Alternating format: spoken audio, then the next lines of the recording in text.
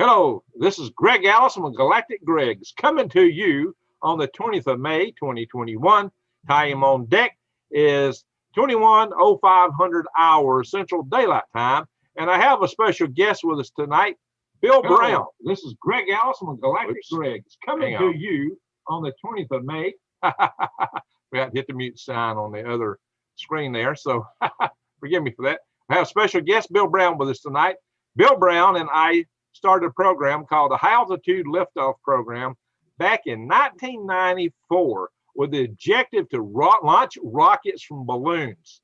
And later we were joined, not long after we started, by Tim Pickens, who convinced us to develop our own rockets and develop hybrid rockets at that. And so we did this. We made it into the Guinness Book of World Records. And we also got some nice awards for our endeavors, like the Space Pioneer Award. And there's been a lot of spin-offs from our activities of developing these hybrid rockets. And I'm going to show you a couple of videos. And since we probably don't have that many people in the chat room now, let me go see how many people have joined us. Let me expand this out. All right, we got 4 people in the chat room right now, so more people will be joining hopefully in time. But I would like to show a couple of videos, share a couple of videos of one of our very last launches that Bill Brown and I were involved in. We started this out as a club activity under the Huntsville Alabama L5 Society to prove that an amateur group could launch a rocket into space. We did that, but then we spun off a company, the High Altitude Research Corporation, and the video we're about to show is from the launches of the High Altitude Research Corporation off of a supply boat called the Mr. Offshore, 200 miles out in the Gulf of Mexico.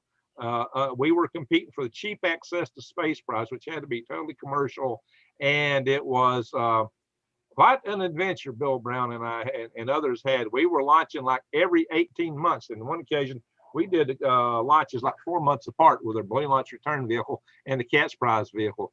And SL2, the Halo SL2 launches right before that.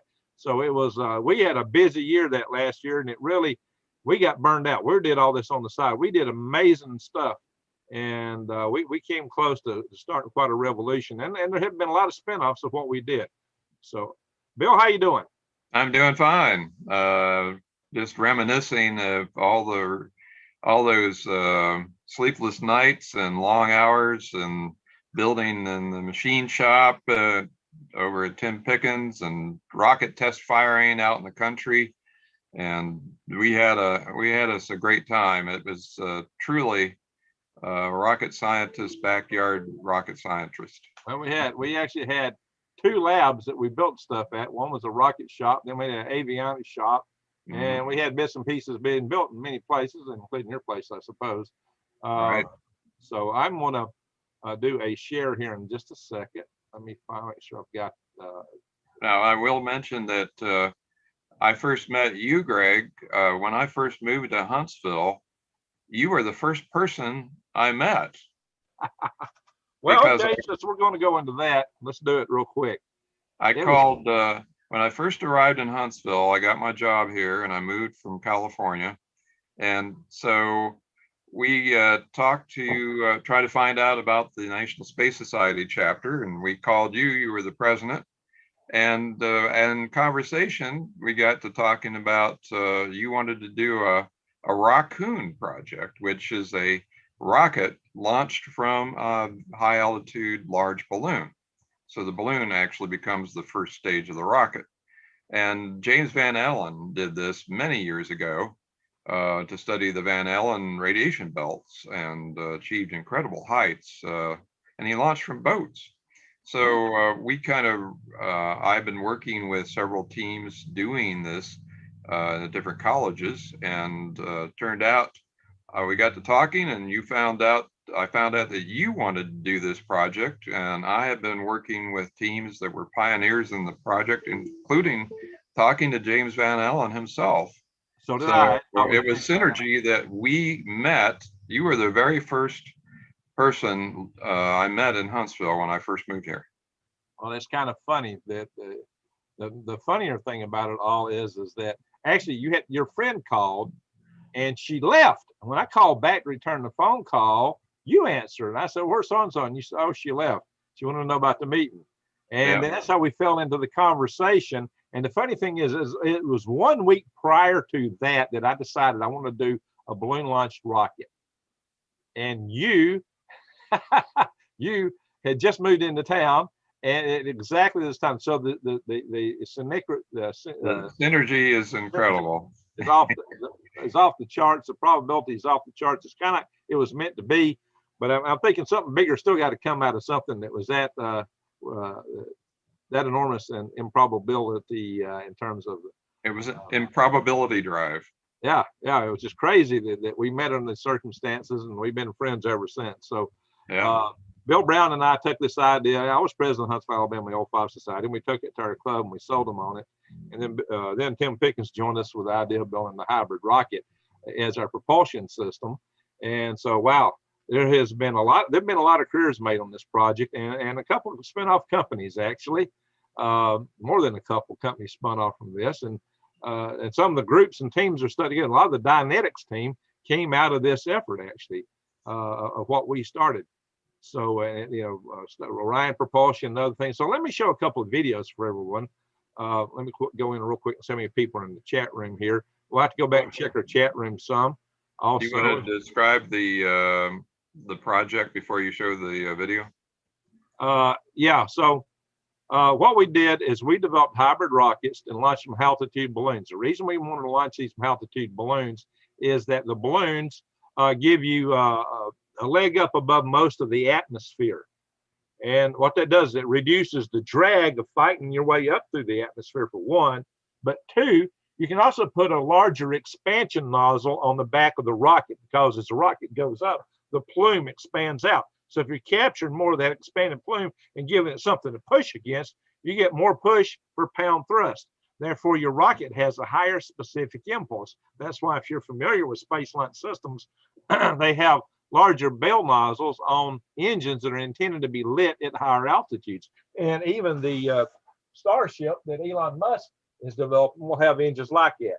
The ones depicted here on the bottom, these three little engines in the center, are just the ones for ground testing. They'll put more engines with larger bell nozzles for high altitude operation in this system. Now you can see those three little engines in the center. This is 3D printed by a mutual friend of ours, by the way, Ben Hewson. So he made me two of these, and I'm going to show how to link these together to build a strong back platform for building balloon cities to float in the atmosphere of Venus. And in our project, Bill Brown was known as our balloonatic, our balloon man. Although we gave our balloonatic award actually to a rocket guy, Tim Pickens, because he launched a balloon and missed the rocket launch. So Tim Pickens, by the way, will be joining next week. And next week, we got a bombshell report. Next week, we're going to talk about the inside story on Virgin Galactic. Yeah, the systems that scaled and Virgin Galactics were spinoffs of the rocket technology that we pioneered. And if you don't doubt that, Burt Rutan said his greatest invention was the single bulkhead between the oxidizer tank and the engine. Man, we were doing those from the very beginning of all of our Halo rockets, and it was people from our team that went out and developed this stuff for him and led the contracts that bid to pour the fuel grains, and we were one of the contractors that bid to do that, but we didn't like the terms that Burt gave it to us in the Altitude Research Corporation. So what we did is we developed hybrid rockets to launch altitude balloons because of those advantages of a first stage. Now, what inspired me to go this route is I had a friend named Bill Gunn, who had been for some time trying to convince me that we should do a commercial Raccoon full up to orbit. And I was thinking that was just a bit too much to bite off on. And being on the board of directors of the National Space Society, I saw where a guy in California with the Pacific Rocket Society had developed a couple of rockets he claimed that could reach space from the ground. And he did them both. He built them both for $10,000. Now, neither of them were ever launched because it takes more to launch a rocket than just building a rocket. You got a lot of regulatory process to go through, and they never managed to eat the paperwork that it took to launch these things. And so those was that David Crisali's rocket? Yeah. No, it wasn't Crisali. It was not Crisali. It was I can't think of his name right now. It'll come to me later. It wasn't Crisali though, but it, they're all related. They're all related. It was not Crisali. It was another guy. He built the rockets using irrigation tubes, by the way. Okay. With irrigation pipe. He very. I can't think of his name right now, but it's been 30 years almost. Now, Greg, what was our fuel grain in the our first hybrid rockets, and what was your slogan for using this fuel grain? Our first fuel grain was asphalt. Yes, we used nitrous oxide as the oxidizer. Asphalt is the solid fuel. A hybrid rocket has a solid fuel grain and a liquid oxidizer. You could do it in reverse, but that takes more doing. And what we found was that the asphalt had excellent regression rates. We later, actually in our HARC hybrid rocket, I got the motor chamber for it on my back porch right now of our test article for that. I'll probably pull it out when we do the interview with Tim next week. But yeah, if you're not subscribed to my channel, please subscribe, bang the update notification bell, and click off, because you want to see this blockbuster video that we're going to do on the inside story of Subscale and especially Virgin Galactic. Now, we the hybrid rocket that we did initially was asphalt fuel grain. We did use HTPB, hydroxyl terminated polybutadiene, which is the rocket fuel used in military solid rockets. But we found that asphalt burnt much better, actually. It's a better fuel for a hybrid rocket. Yeah. And what was your slogan? My slogan was, yeah. And the guys in the group just hated this slogan. They hated it. I love it. Hated it. I always said, we're going to pave the road to space and laugh all the way. Solid fuel and nitrous oxide oxidizer. We're going to pave the road to space and laugh all the way. My guys hated it. I said it and I said it, and they said, "Oh, don't say that no more." And they thought it was so corny. Then one day they heard Bert Rutan say it, and Tim like fell out of his chair. Bert Rutan thought he came up with it, like he thought he came up with our invention, which he got from our guys. Okay, so what we're going to do now is we're going to play a couple of videos, guys. I'm going to do some share here. Let me do a share screen. And these are actually videos of our HARC Catch Prize rocket launch from the deck of the Mr. Offshore in the Gulf of Mexico, 200 miles out at sea. And I don't know, Bill Brown is holding the camera. Down here, you'll see quite a few members of our crew. Greg's channel, and you see it live. Mute your thing, Bill. It's Galactic Greg. Mute your camera there, Bill. So, all right, so we're going to play this.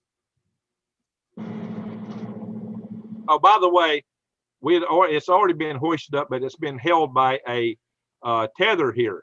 The balloon is trying to pull it up, and it's been held on the deck by a tether. And this is probably Mike Smith, who would be the chief engineer. It's either Mike Smith or Glenn. So this was the on the deck of Mr. Offshore. Mike Smith was the chief engineer of the balloon manufacturer, Raven, now Aerostar Industries. And we had the exhaust pipes of this boat manifold over so that the hot fuel particles wouldn't bust the balloon as we were inflating it. So here we go. This is the launch of the Raccoon from the deck of the boat, and then we'll show the rocket launch in another video.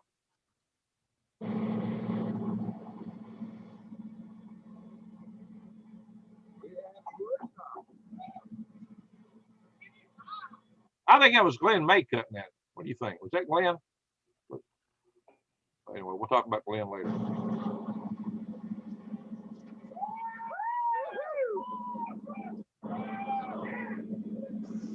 We were a little worried because this 400-pound rocket and gondola was directly over the boat, so we were hoping that it didn't drop off during launch. Especially considered we had one balloon fail prior to that. Yeah. Oh, we got buffering now.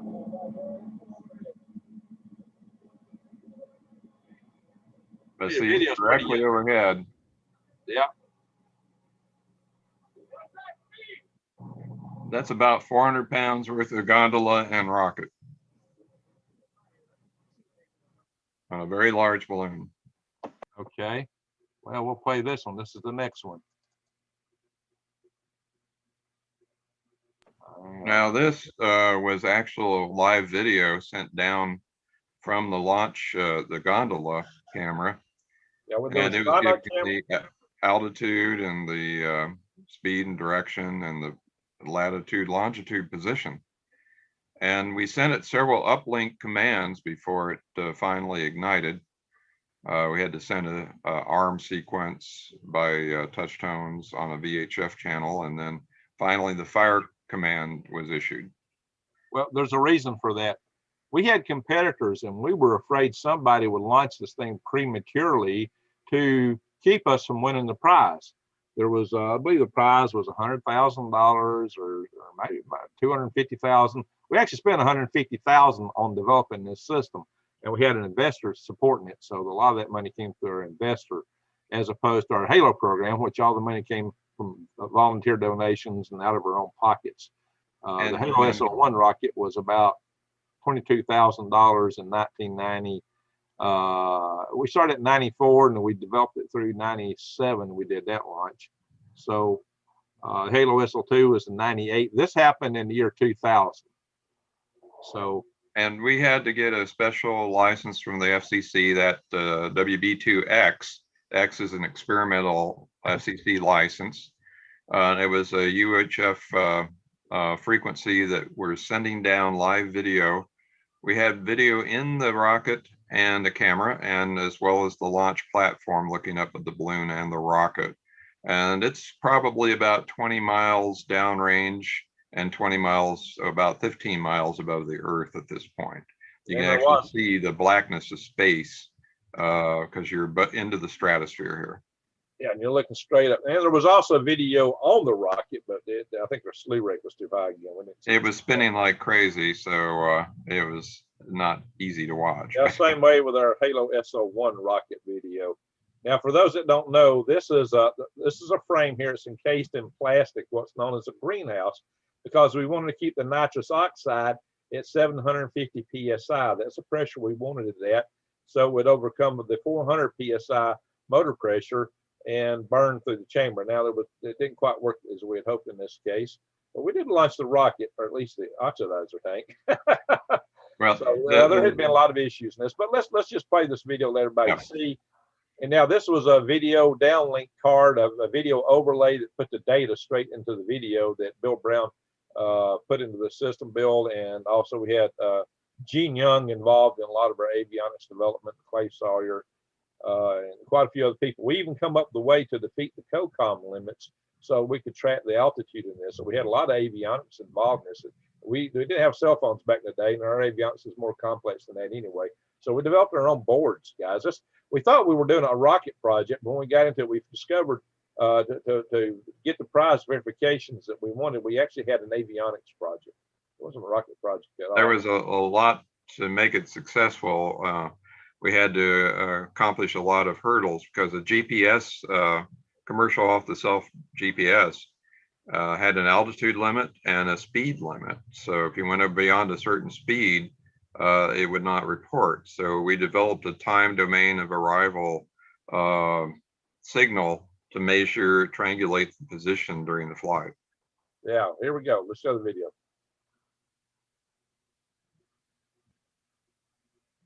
About to launch.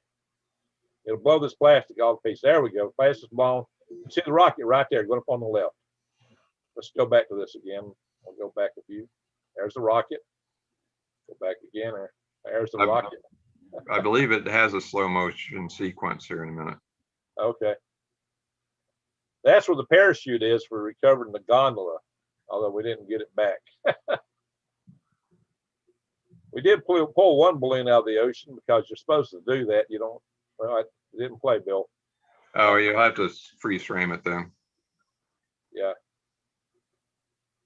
Once again, here we are. Yeah, our SL1. Okay, get ready to freeze frame it there. Oh, wait.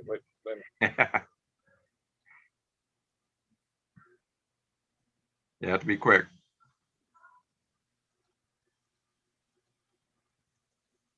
There it is. Rocket right there. And actually, that's the oxidizer tank. We were worried about hitting, the balloon hitting the rocket hitting the balloon and veering it off course. And we were really concerned about that. And as you can see, it actually veered around the balloon. Well, in this case, But there's a reason for that. Actually, Mike Smith wanted us to hit the balloon because he wanted to bring that balloon down. Right.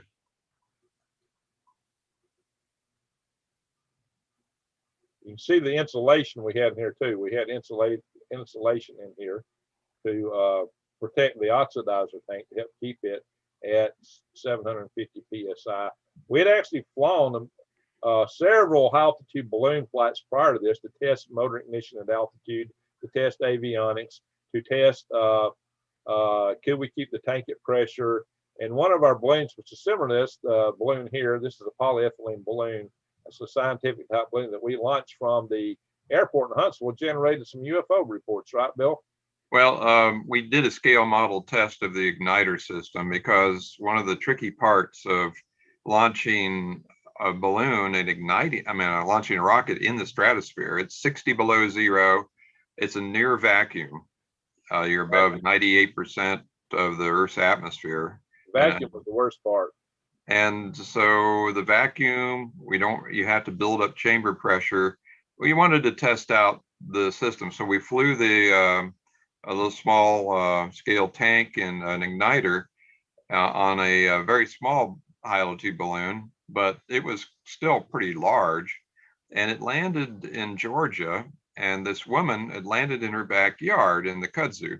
Hey, Bill, that was the tank test that landed in her backyard. That wasn't the igniter test. Oh, that's right. Yeah, it was the tank test because we had that bomb sight view, and we also heard the jets buzzing it, remember? Right.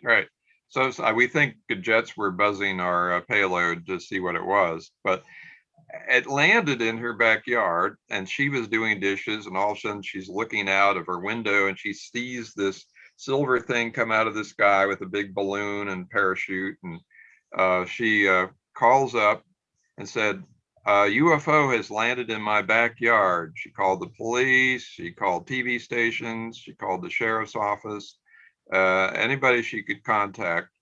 And so our chase team, many of whom look like space aliens to begin with, arrived at her door a few minutes later, and it took a while to convince her to let them in the backyard to recover the rocket, because she wasn't sure if we were the men in black or aliens or just what it was. But we got the payload back, but it generated a lot of excitement amongst several agencies. And I think it ended up on a TV broadcast as well. Yeah, well, we generated some UFO reports and TV broadcasts. We had a lot of fun with these adventures, guys. So, and in fact, one of the flights we did from the Huntsville airport, the old airport, it actually caught on speaker lines that they used for a fair activity. It looks like high tension wires, but they weren't active, and it hung there for, I think, about 5 minutes before we were able to take a big pull. It was this one. Off. It was that one. It was that one. Yeah. Yeah, it was that one. We've also had a lot of them come down in the region where they filmed on Deliverance. the River. Where they filmed Deliverance. I remember we went in to look for that payload in Deliverance country, and it was the inn owner opened up this book, and it showed all kinds of black bears and wolves, and he said, "This is what we hunt back there, so be careful." Yeah, he waited till we were done to show you that because he thought you were a little squeamish, if I recall right. He thought you wouldn't go back there, but the funny thing was, he showed it to us after we went in searching. Yeah. But Bill, I didn't say nothing, but I was seeing bear scat everywhere. I just kept my mouth shut. You could see where they had dug trees. There was bear scat everywhere around us, man. And there was a time when you were afraid that somebody. You didn't want to talk to these people. You were afraid of them because they had somebody hanging an effigy in their yard, and you thought they were crazy. And then I told you that was just the parents of my old babysitters when I lived in Phoenix Valley. And that was a Halloween thing. Yeah. So, yeah, we for fun times. We've had some adventures. All right, so let's go through a PowerPoint. Let's see. We got 16 people watching. That's pretty good. Let's check the chats real fast. And then we've got a presentation, guys, we can kind of walk through. We got Cindy Lou, hello, Galactic Greg, and Elton Butterfield says, hello. And that's what we're talking about today. It's a high altitude liftoff program. Hey, Lou. Hang a rocket from a balloon, off we go. Bill Brown is our balloon man. He can take a balloon 100,000 feet above the ground. Hello, hang a rocket from a balloon, off we go. Your study buddy. Well, Bill is more than a study buddy. He was my partner in crime. Crime of trying to hit space. Chewie says, hello, swivel heads. Yeah, that's what I call my people on my Green Grace channel for staying aware of what's going on in the world. Keep our eyes wide open and head on a swivel, part of our prep talk. So Echo on the Forest, salutations. New day as always. Greeting from the Jersey Turnpike. Great listening. On the road. Just don't be watching the screen while you're on the road. You can just listen to us and watch it later. Sass Fresh Red says, hit the like button. There you go. That's what we need. We need a lot of likes, guys. Hit the like button. Helps with the algorithms. The algorithms. And let's see what else we got. Echo on the Forest. LOL, hope you are on dry, warm, fuzzy sassafras. So where you at, sassafras? Says everyone stay dry, hydrated. Okay. Yeah, I like to read the chats here, Bill. I try to read most of my messages. Most channels don't do that. We don't have a lot of people in here today. Let's see. What else we got here? Stand a foot. Don't get your shoelace caught on that thing. Yeah, no kidding. Yeah, we always worry when we launch these balloons. Like if you get your arm caught up in a line or something, you're going to. Off you go, yeah. You're either going to lose an arm or you're going to the stratosphere. That's right. And you don't want to go to the stratosphere without a breathing apparatus. Trust me. You look like Arnie Schwarzenegger on that movie, Martian movie you did, you know. Laying out in the open, his eyeballs bugging. What's that called? It's called Mars. What do you say? Climate lockdown, says Elton Butterfield. Uh-oh. Lost battle overseas. What is that? So 30th Palo. Uh-oh, people talking about some other stuff in here. Halloween and every day. All right. So let's go to our presentation. I was just checking the chat room there. Hang on, we're going to do another share screen and where's that presentation? I know that. Do you remember what altitude when one of the Virgin Galactic test flights disintegrated? What altitude they were at when they did? No, we're going to have to ask. I believe they were in the stratosphere. They were just fired the rocket to head up into space, and they have a feather. Once you achieve apogee, the feather, the tail fin comes up, and it kind of does a shuttlecock feather maneuver to return. Yeah. And the co-pilot hit the switch to flip the wing up during. When the rocket motor was firing or something. While the rocket was firing, which is a big no-no, and then the whole craft disintegrated in the stratosphere. And the pilot, he survived, and all he can remember is that he saw the co-pilot hit heading towards the switch, and he said no, but he hit it anyways. It was already too late. And then the next thing he knew, he was on a chair flying through the stratosphere with nothing around him. Oh my God. And a parachute came out, and he lost consciousness because he was around 60,000 feet or more in the air. And he managed to survive because he was falling up fast enough that he was able to survive with, I think, a broken shoulder. But that I've heard that was probably one of the highest altitudes that somebody has survived without any protection. Oh. That would have been quite a sight to just all of a sudden your spacecraft just disintegrates and you're sitting there flying at Mach 1 in the stratosphere. And he was going about Mach 1, so he's going supersonic in a chair, in his flight chair. Well, he had a unique experience. I hope not many people ever experienced that. That's pretty frightening. Okay, here is this presentation was actually made to promote our company, Altitude Research Corporation. And Bill Brown, Tim Pickens, and I founded this company back originally in 1996, and we refounded it a couple years later. So we actually did quite a few projects under the HARC, and we were still doing Halo projects too. So we had an amateur group doing space launch and a company at the same time. And most of us held other jobs at that same time too, like myself. So we really burned the candle at both ends and the middle. What you're seeing here is pictures of our balloon launch return vehicle. And this is the full-scale balloon launch return vehicle underneath one of these same kind of balloons you saw us launch the Cat's Prize rocket from in the video, taken off from a boat called the C. Michael Calais out in the Gulf of Mexico. This is a subscale model that we launched dozens of times with a bungee cord out at the University of Alabama in Huntsville in a soccer field they had, so we could get used to flying the thing and learn the characteristics and get it all set. We actually did a subcontract to Lockheed Martin to optimize the aerodynamic shape of it. We were originally going to take in a different shape, but we listened to them and it seemed to work out. This is a rocket powered flight of the same subscale model, but it kind of went into spin and some of the connectors got loose and we lost control of it and it crashed. This thing is in my garage right now. This was a bigger vehicle here, by the way. So yeah, we did all this in a phase 1 SBIR, a Small Business Innovative Research Grant. And what the purpose of this phase 1 SBIR is to do a paper study, to talk about doing a research project. This was our paper study. This is how we did paper studies, guys, with hardware. We did more in our paper study than most groups do in their research projects. And Dryden, we did this under Dryden Research, NASA Dryden, and they liked it so much that they held back their other proposals and give us a better shot at winning.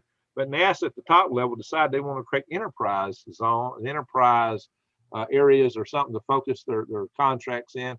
And they didn't think it fit in their enterprise, so they didn't award us. And the guys at Dryden were pretty hopping mad about it. Well, we had a chance for this to go to phase 2. We're looking at investments. We had a business plan to do a high altitude, to do a commercial Raccoon launch. That's a whole other story. Maybe we'll talk about that in a future video. But so I'm going to start out talking about our balloon launch return vehicle. We'll talk about our Cat's Prize. We'll talk about our Halo program. And again, you know, hey, it's $14,000 subcontract to Lockheed Martin, analysis of the wing body. And here we bought this thing for a motor test stand. We did motor test stands out on Herman Pickens property near Gurley, Alabama. This is some of our team out there for a motor firing that we did there. So we had sandbags. Hey, I'm going to build a house out of the sandbags, by the way, guys. So we had some experience with sandbags. That's how we're going to build one of the ways. Greg, yeah. Remember the rocket engine that exploded and shot 600 feet in the air?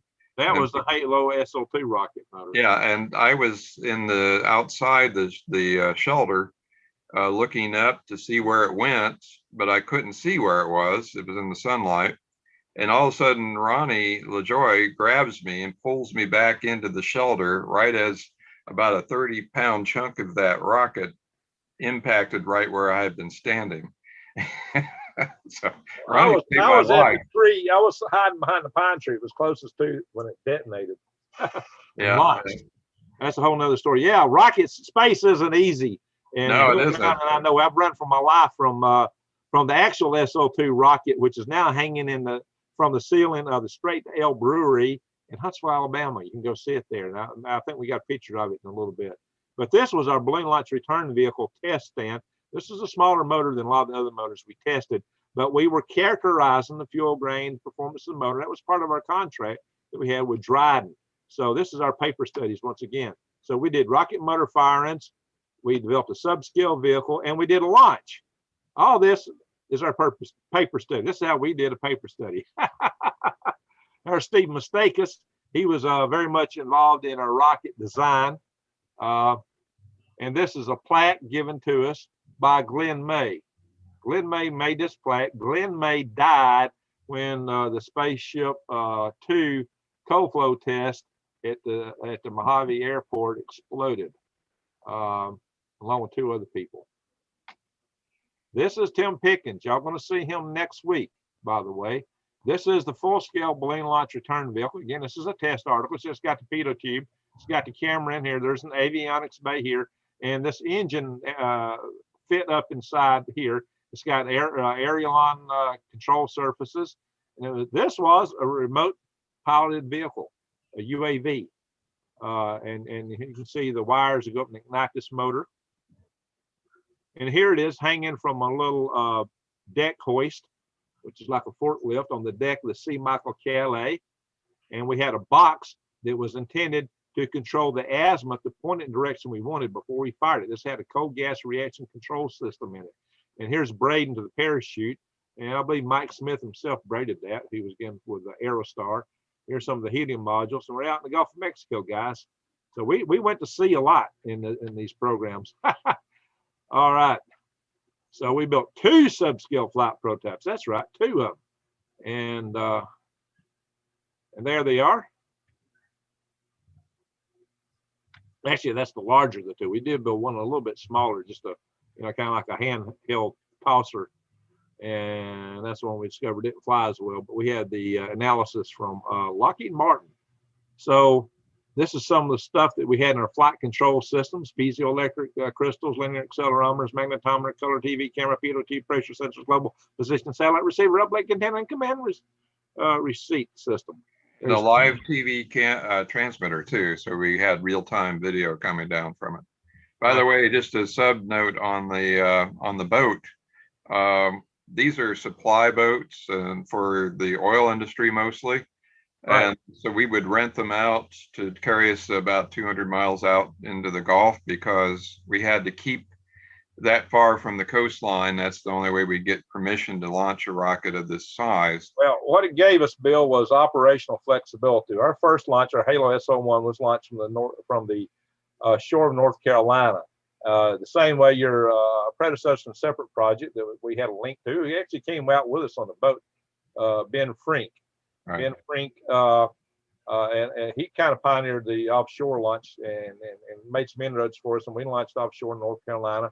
But we found it was exceedingly challenging to launch. We only had a 30-minute corridor to launch in the morning because of the air traffic on the eastern corridor off the east coast of the United States. And it had to be out first thing in the morning. We actually had to get a waiver because we didn't quite meet it. That's a whole nother story.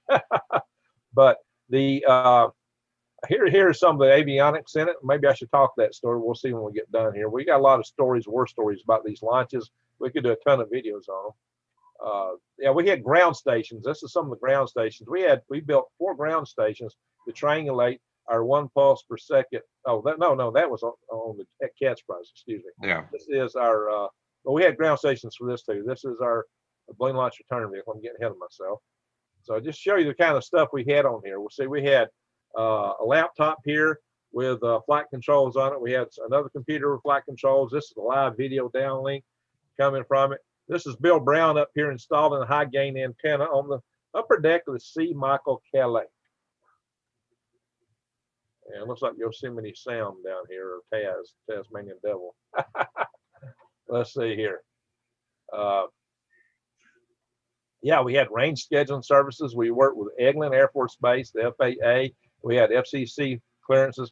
Guys, there's a lot of paperwork to go through to fly these things. This is the boat. This is the C. Michael KLA. It was larger than Mr. Offshore, which made it a little easier to operate from. It had a wooden deck, so it didn't get as hot. We were on the deck of the NASA's Pearl River barge for our Halo SL2, and you could have cooked the egg on that in about 30 seconds, I think, maybe 15. That was hot in June. Holy smoke, 200 out in the Gulf of Mexico. This is a beautiful boat. And if you look, I believe that was probably, that right there would be Mike Smith. This would be Gene Hornbuckle. That may be Glenn May, or it may be, I believe that is Stephen Stakus. This little blonde tuft of hair, that's me right there. And I got my hand up on it. About 3 of us have got our hands. See, we can launch these things like a butterfly if you do it right, because the whole object of the boat is you match the speed and direction of the wind. What we did was we put a little pilot balloon on the front of the captain's window, and we just told him keep that pilot balloon vertical, and so there was no wind on the deck of the boat. Well, if you forget, I was the whole time giving them hand signals which way to go. Yeah. I was standing under the balloon, seeing how it reacted to the angle he didn't get. So I was constantly giving them hand signals to tell them speed up, go left, go right, or or slow down. So I constantly was doing that throughout all the balloon inflations that we did. So that made it pretty interesting. So yeah, I was on the deck for all of them except the cat's prize launch. And that's a whole that's an important thing, because when you try and do a large balloon like this on a land-based operation, you're at the mercy of the winds. You have to find a day where there's just super calm winds, and so your launch opportunities are few and far between. Whereas out in the Gulf, as long as the wind does not exceed the maximum speed of the boat, you can cancel the wind out. And that was one of our pioneering efforts that we demonstrated. Well, but we did better than that. With your winds aloft analysis, what we did, we wanted to launch the rocket at a certain point in the stratosphere. People say, oh, how do you do with that with a balloon? Balloons go anywhere. No, they don't. If you can figure out where you want the balloon, backtrack the winds aloft where you got to be when your boat launches the balloon to get it to that point in the sky. Then you figure out how long it's going to take to inflate the balloon, which way the wind's running. So you start the boat out at point A, you go to point B, which you determine where to be, where the boat's got to be when the balloon is launched, and then you release the balloon, and the winds aloft take it according to predictions of where we want. We fit inside the box. We put that balloon at the spot in the sky we wanted to be at when we launched the rocket, and we did that repeatedly. And I thought that was amazing, because I thought, how do you control that? You can't control that. Yes, we did. We absolutely had that under control. And Bill, that's to your credit. So thank you for that. All right. So here we go. We'll show a few more things here. I guess we need to flip through this stuff pretty fast, because people might get bored with this. But this is the engine technology that led to the Virgin Galactic system, by the way, guys. So if you're just joining. And you can see the whole scope of this program. We had a $70,000 contract for a phase 1 SBR from NASA Dryden. You can see how we spent it. So we did it in 4 months, people. 4 months we did all this. We had a very dedicated, highly honed team that had done several other flights by then. So we had our processes down pat. So here we're talking about the vacuum motor ignitions and quite a few things here. All right, this is our Cheap Access to Space prize, Raccoon. I showed the video of that earlier here. We might show it again if, well, I'll check the rooms who's in here. So if you got new people, we might show it toward the end and some other things. So we developed and test fired a 2,000-pound thrust motor for this, guys. A lot more powerful than the one on the balloon launch return vehicle. We had our injector valve assembly, which was integrated between that single bulkhead between the oxidizer tank and the fuel grain, the motor casing, which, as I said earlier, many years later was claimed by Burt Rutan to be his greatest invention. He actually said that. I heard him say it at a conference. I thought, really, Burt? Wow. But he patented it and sold it to Richard Allen, I believe, Microsoft guy. Got him to finance this project based on that patent. It's like, wow. Bladum nozzle, phononic layup, graphite throat, fuel grain with HARC developed propellant. And here we used HTPB, not asphalt in this case. But we should have used asphalt, quite frankly. Anyway, so yeah, we even had a GOX-based ignition system on this one. Yeah, everyone was a little bit different. This is the rocket motor test firing. This rocket motor we fired about a mile from my house at a grass airstrip that used to be known as Big Sky. It's real close to my house. And that's that same trailer with sandbags on it, guys. And you can see we had this thing strapped to the ground, and so straps are pretty taut. Yeah, that's a lot of thrust there. And the fuel grain that we fired this motor with is sitting on my back porch. I have to pull it out for the next video I do with Tim Pickens. By the way, next week, Tim Pickens will be with me, and we're going to be talking about scaled composites and Virgin Galactic, the inside scoop on Virgin Galactic.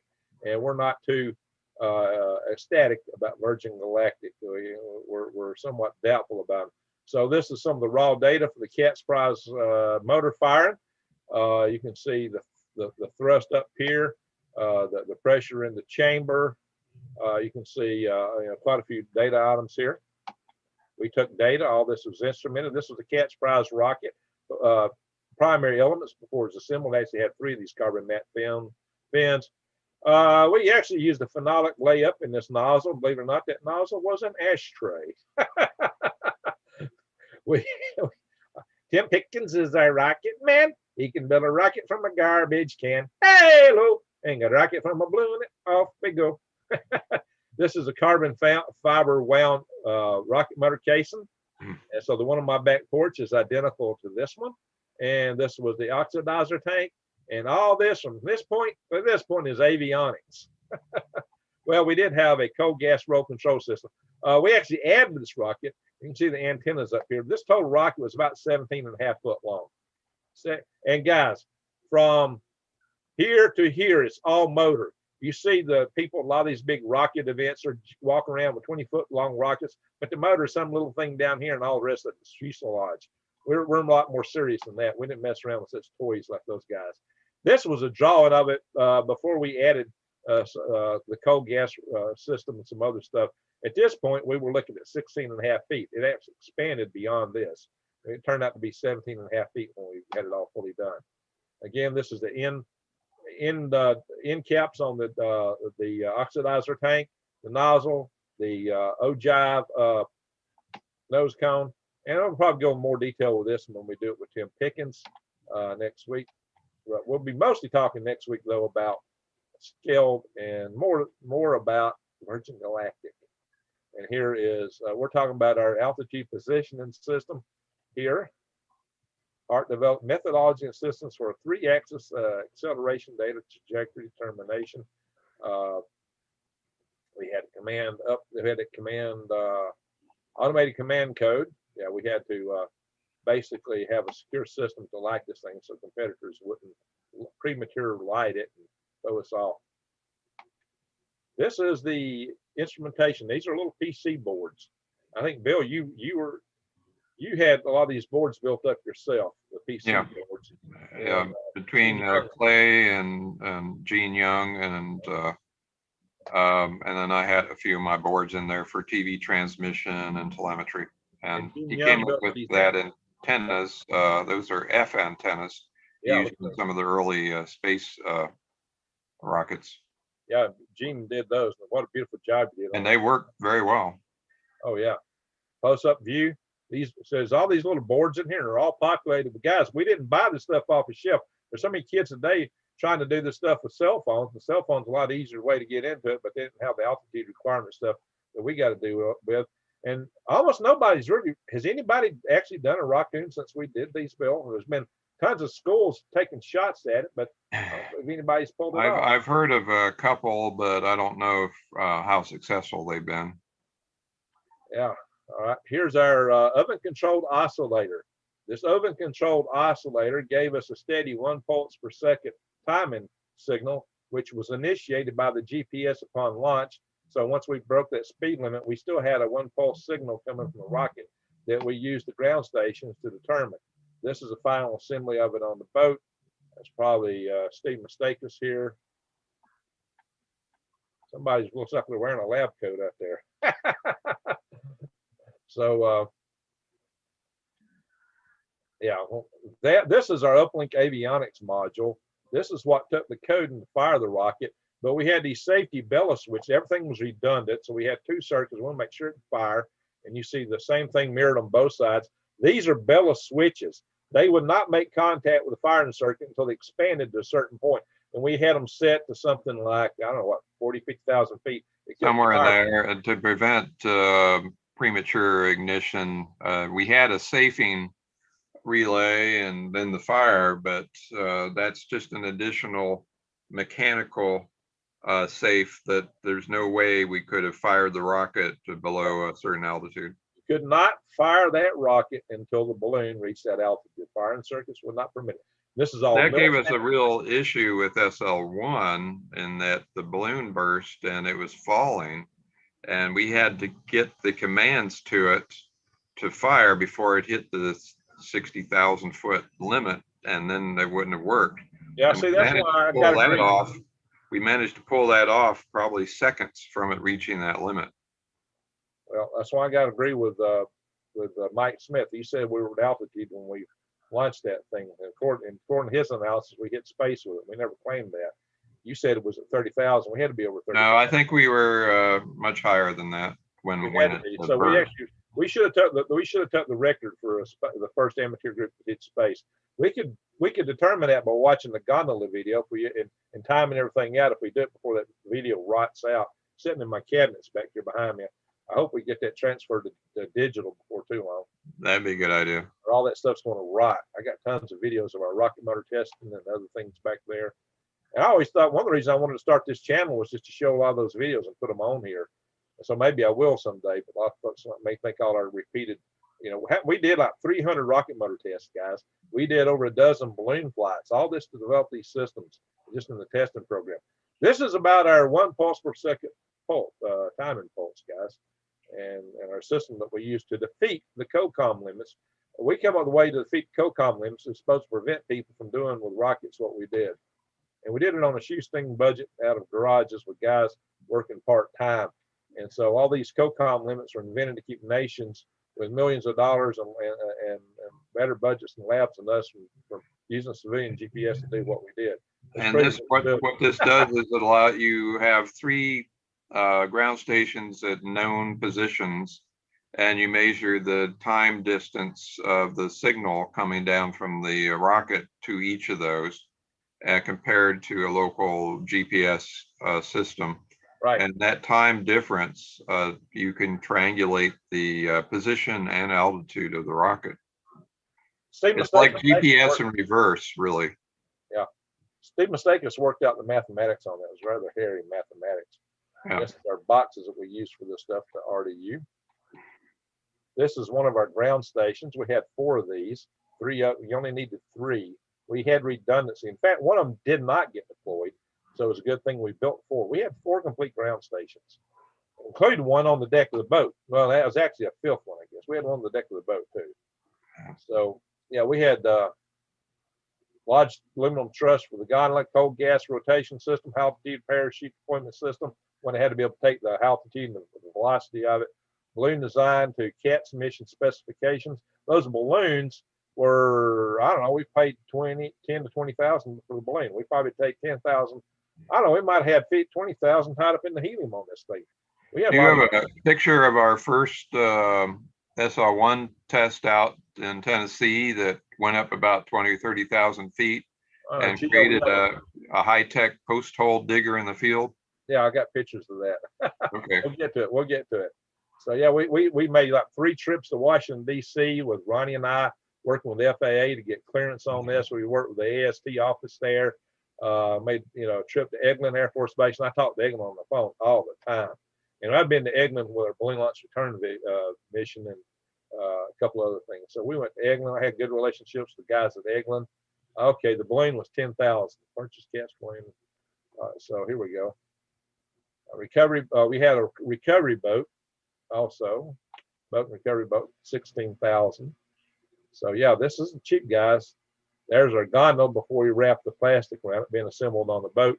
And the boat had they put a little house on. This is the Mr. Offshore boat. There's a rocket being assembled on the deck of the boat, final assembly. This is out of Panama City, right? Right.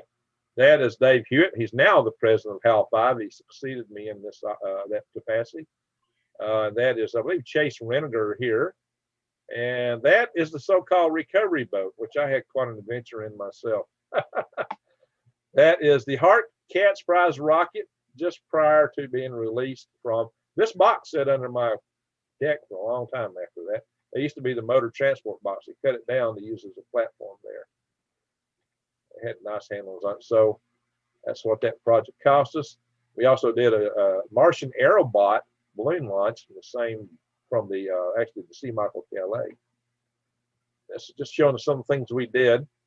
That one failed because the top knot failed on top of this balloon, and that was an Aerostar manufacturing defect that caused that to happen. We had to fish that thing out of the water. Oh my God, that was heavy. But by the way, that's why Bill Brown was so worried about the HARC CATS prize rocket dropping on him when it went directly overhead on the deck of the Mr. Offshore. So, and this is our Halo program, guys. This is the program that preceded the HARC. And so we had phase 0, phase 1, phase 2. We had a lot of phases this program. Phase 1 was proof of concept, initial rocket flights. We had balloon flights and rocket motor test firing in the phase 0. Balloon was a technology development. This was a volunteer program. It was one of our earlier motors right there in a test stand. Phase 1 program cost us about $9,000, phase 0. Phase 1 was the proof of concept. We actually launched the Ground Launch 1 rocket and the SL-1, Space Launch 1, and Space Launch 2 rocket, which actually got hung up on the launch platform and came after us like an arrow for those of us standing on the deck of the boat, which I was. And it was hissing. So I ran for my life from that rocket. So I've had some adventures here running for my life in rockets. Kind of like when I was a kid running from getting shot at from playing Bigfoot and some of the other things I did. So here we go. This is a Halo, our Halo Ground Launch 1 rocket being launched in Manchester, Tennessee. The fins were really too large to launch from the ground. They're much oversized, for size for 100,000 feet. But the main test of this was the test of how it would come out of the gondola. We had concerns about that. It did just fine, but the atmospheric pressure was too much on those fins.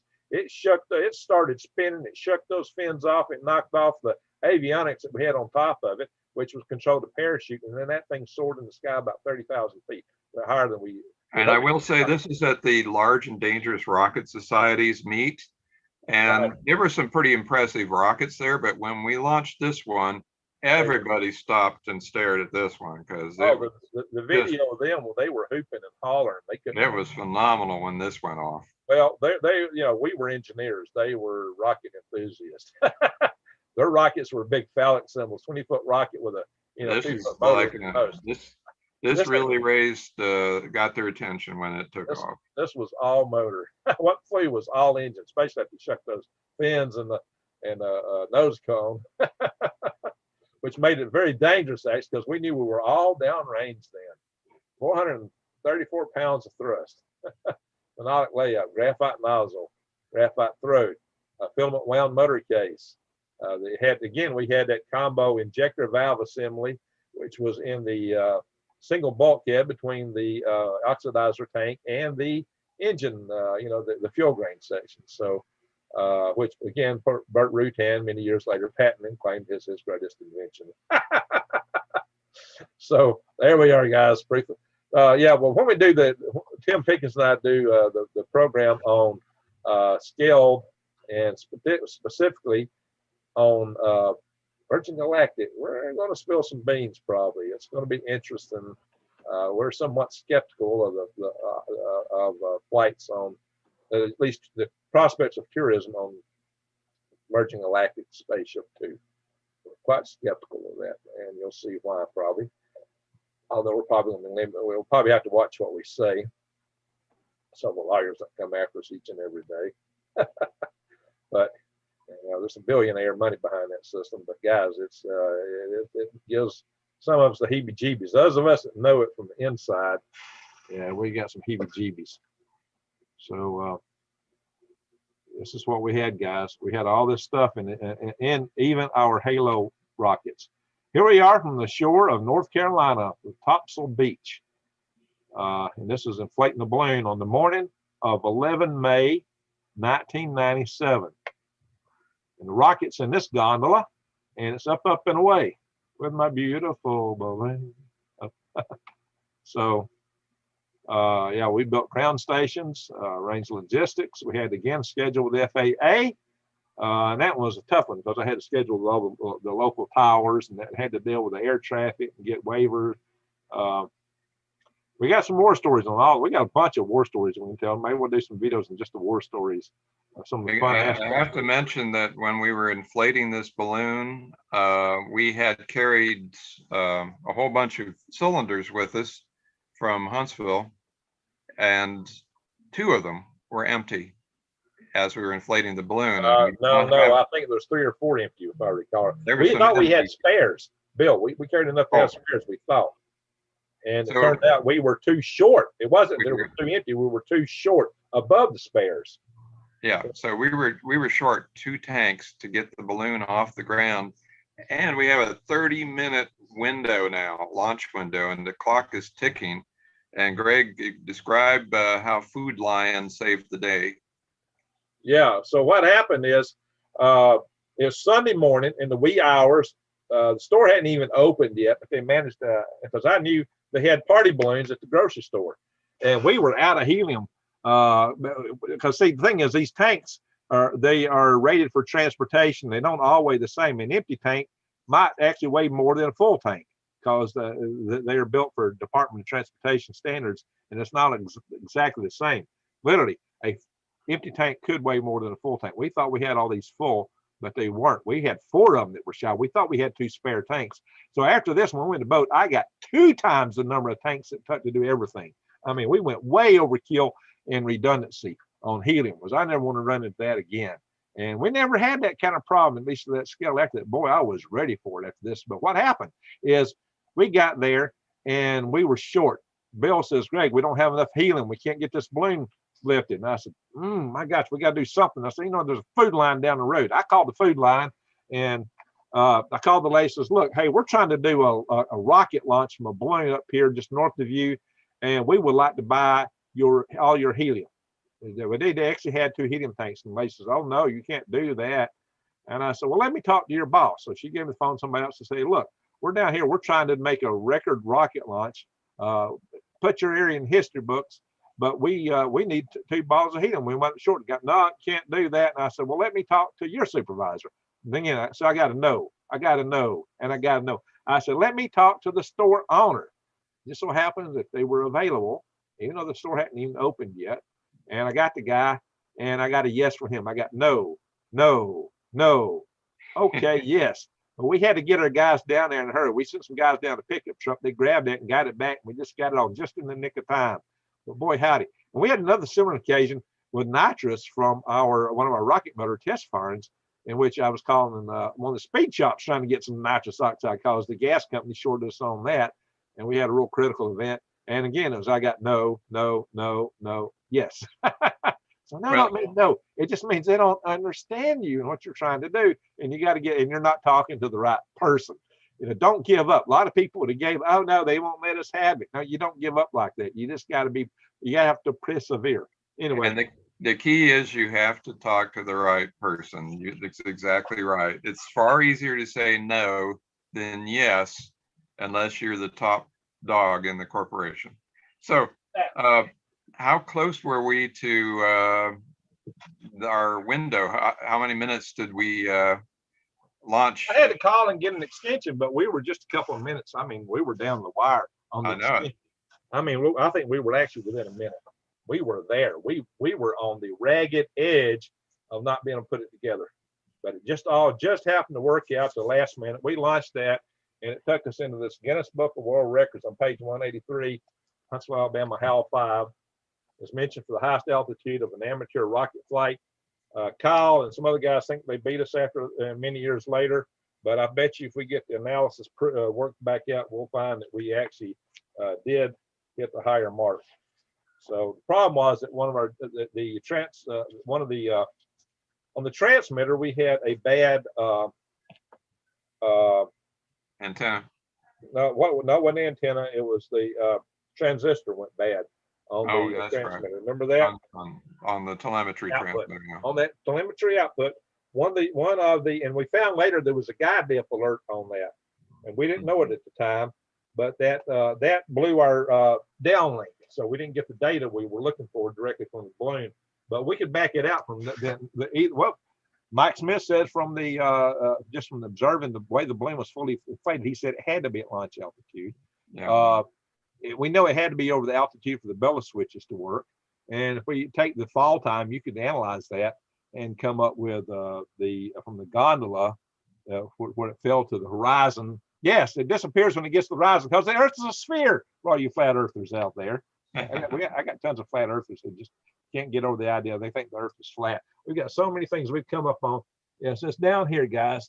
I mentioned there, it comes back up here in the next column.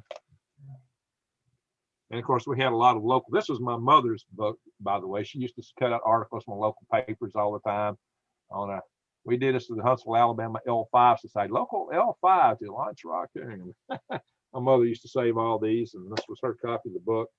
So that was my mama's book. My dear mom, she passed away in 2007, but at least she got to see us have a lot of fun and make some records, and she was real proud of that. So let me go on here. Financial scope of the Halo Phase 1, $22,500. That's on top of the $9,000 for the Halo Phase 0. And we raised all this money, guys. It was over $30,000. Of course, this was 1990s, early 1990s money, early to mid 1990s.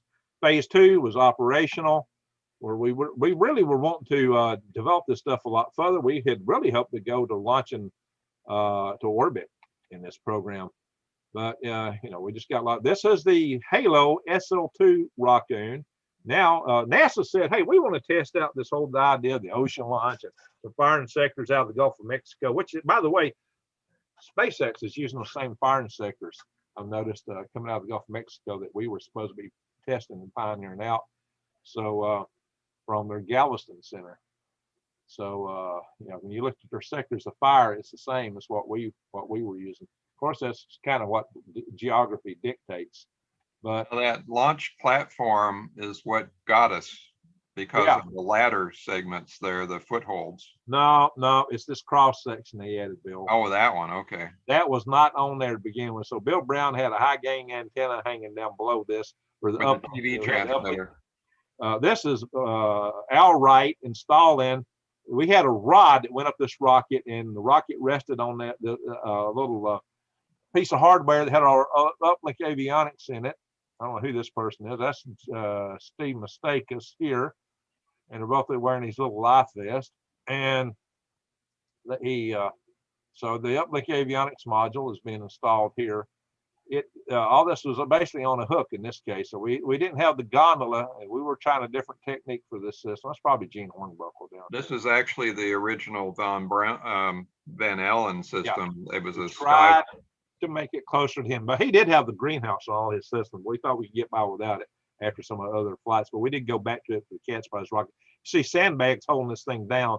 Well, the guys climbing up and down this got nervous. They didn't tell us because they thought this thing was shifting too much, so they tried to add a stabilizer to it, and we didn't discuss that. They just put it on there.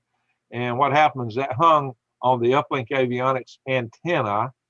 And so the balloon is pulling up, pulling hard to pull this thing up. But in the same time, this thing was caught, and it suddenly became a bow and arrow. And this got launched off that hook right at us, standing on the deck of this boat. This boat had a deck 70 foot wide and 200 feet long. And I was reaching for my camera. I was the closest guy to it. And I yelled, when I saw that thing was about to come off it, my first thought was explosion and debris, shrapnel flying out. My military training said, hit the deck. That's what I yelled. And then the back of my mind said, no, this thing is going to hit you personally. This thing is going to come down right on top of you. And I said, no, run! We all started running up the deck of that boat, and I think we actually reached the wheelhouse before it hit the deck. I mean, we had a lot of distance covered in a short order of time, and we booked. We were running. And when I was running from this rocket coming at us, you know, when I became an engineer, I thought, wow, you know, I had a wild, crazy life growing up because I used to play Bigfoot and some other things, and I used to get shot at with some of the pranks I used to pull. And a lot of times I'd be running, you know, from my life, you know, just as a kid growing up from the crazy stuff I used to do.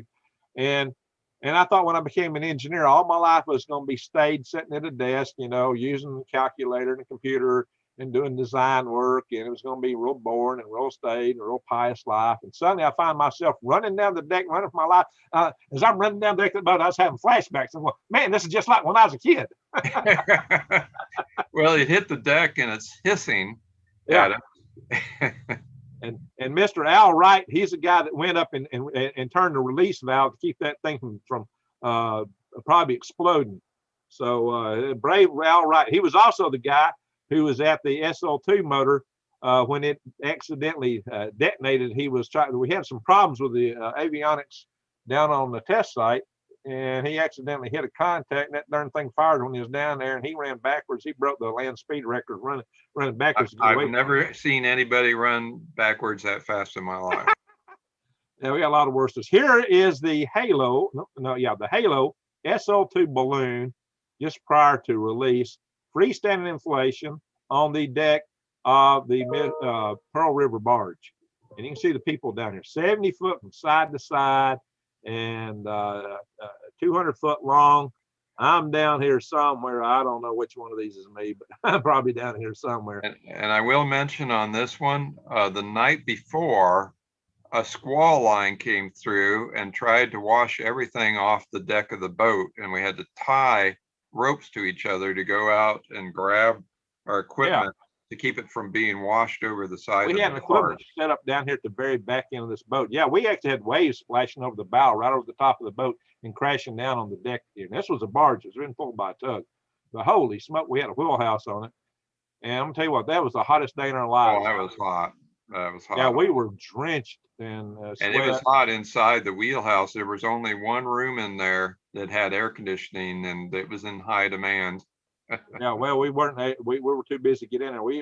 A bunch of us had heat exhaustion that day. That was a hard mission, guys. That was a hard mission. Tim Pickens wouldn't go on the boat again after that. He left it to us. All right, so that was the avionics module in this system. It did not require all the altitude verification of the Space Frontier Foundation and their Cheap Access to Space prize competition. But we had cameras and quite a few downlink things. We had enough that would satisfy us to the altitude. But here's our rocket shop. No, this is our avionics shop. And this is Gene Hornbuckle. That's his shop there. So we Gene Young. Gene Young. Oh, yeah. That's Hornbuckle. I'm sorry. Gene Young. This is Gene Young in his shop. And his son actually still works at the Martian Space Flight Center. Gene had retired. Chet still works there. Works in the avionics lab. Some of the stuff that I'm developing my hazard report over, actually, my system safety analysis report over the lab. So here it is. Here they are. Oh, that's that. Who is this guy? Tim can tell me who he is. I can't remember right now. That's the uplink avionics module being set place order. And here's the balloons we just started the inflation of it. Now that avionics box down there had a television transmitter on it, so we could get live video of the launch. When the rocket fell off the hook, the avionics box continued on that large balloon at an incredible ascent rate, and it went on all the way up to altitude and then came back down. Oh yeah. Without it busted eventually because it went up so fast. And we were watching the video throughout the flight, and we estimated that it landed about 11 miles away, and we were debating whether the tugboat would carry us on out there, when the tugboat captain radioed back to the wheelhouse and says, "Do you want your payload back and balloon?" I said, "What do you mean?" "Well, a sister ship of mine in our same group, same company, it landed right next to them, and they grabbed it and pulled it in off the Gulf of Mexico. We're out in the middle of the Gulf of Mexico here, and it lands next to another tugboat of their same company, and we got it back." What I did not like about this mission was that NASA decided where they wanted to go. They didn't want to go too far enough because they didn't want to pay the mobilization cost of the tug to pull this thing. But they were in the middle, basically, there was huge oil fields all around us. There were decks and rigs. We went through most of them, but we were still very much an oil rig country. And I did not like that at all. And I was just glad that NASA was taking responsibility for that, because this was their mission. All the liability was on their head in that regard. And we paid for the rocket. They paid for the balloon. They gave us a little change, but this was using the technology from SL2 just a little bit larger. So they paid to get us out there, but we did a rocket ourselves. And by the way, electronics do not like salt water, and all the electronics, most of them in that launch gondola there, they were green as green could be. Well, same way with that Martian Aerobot experiment, Yeah, the one payload and all that stuff was fried instantly as soon as it touched the water. It was amazing what that does. This cost us $17,300 for the Halo SL2. What happened? Okay, I guess that was it. that was our presentation there. There we just had the Cliff Notes version of it. Yeah, actually, I think there's more charts in here than this. I think we missed something. All right, so I'm gonna stop the share on that. Hey, Lou, hang a rocket from a balloon and off we go. We did that, didn't we? Bill Brown is our balloon man. I'll take a plane 100,000 feet above the ground. Hey, Lou, hang a rocket from a balloon and off we go. Had a little fun with that, guys. Yeah, I had a little stanza for everybody in our club once upon a time. I just don't remember them all. So we had a lot of fun with this stuff. So let me go to the chat session and see what people are saying. And we could redo the video or go over something else or tell war stories if we want. We've been in this for an hour and 20 minutes. We don't want to make the video more than 2 hours at the most. So 2-hour video, once it starts getting beyond that, it's a bit much probably. So let me go back here and see what folks are saying in the chat room. Do we have anybody left? Did we scare folks off? We got 19 people in here. We had 29 likes. So that means we've had people coming in and out. Nothing is as it seems. Says, where are we going to address the squatter man? Well, we're trying to stick a balloon up him. Squatter man is the idea of a Birkeland current coming out of the magnetic poles of the earth and being seen by people, 12,000 years ago. And being, there's petroglyphs all around the world built with squatter men. Oh. I don't know if you're aware of that, but a lot of people are quite fascinated by the squatter man petroglyphs all over the world. So let's see what they're saying here in the chat room. We looked at some of this. Well, I guess I haven't seen. I guess I must have missed a lot of it because it's starting at a point. Yeah, if you don't come in here long enough, you miss a lot of stuff. You don't scroll all the way back. Oh, I've seen some of these comments. Okay, we haven't missed too much. Sassafras red, sitting in shorts, always hydrated. The monsoon season. All right, where are we down here? Oh, yes, I'm over near Arcola working in bridges. Okay, Sassafras. Wow, it's a wicked video. Lost in battle overseas, climate lockdowns. Oh, no, Elton Butterfield. So what else we got? The apogee, yes, apogee. Slim Pickens. Yeah, we used to call him Slim a lot. Tim Pickens. We call him Slim Pickens. You're going to see him next week, guys. And we're going to have a video that's going to rock. Nancy Volker, how you doing? Fire that sucker toward the apogee. Yeah, well, we fired some, that's for sure. I don't like paperwork, said Nancy. Well, we had so much paperwork, it's not funny. Oh, my God, paperwork was killer. Alan Miller? That's somebody else. That was a significant portion of the challenge beyond the technical problems of doing the avionics, electronics, the computer software, and the mechanics of building the rocket and testing the motors. That was just a portion of the effort, getting the permissions and the funding and making the arrangements to even rent the boat because they're in such high demand.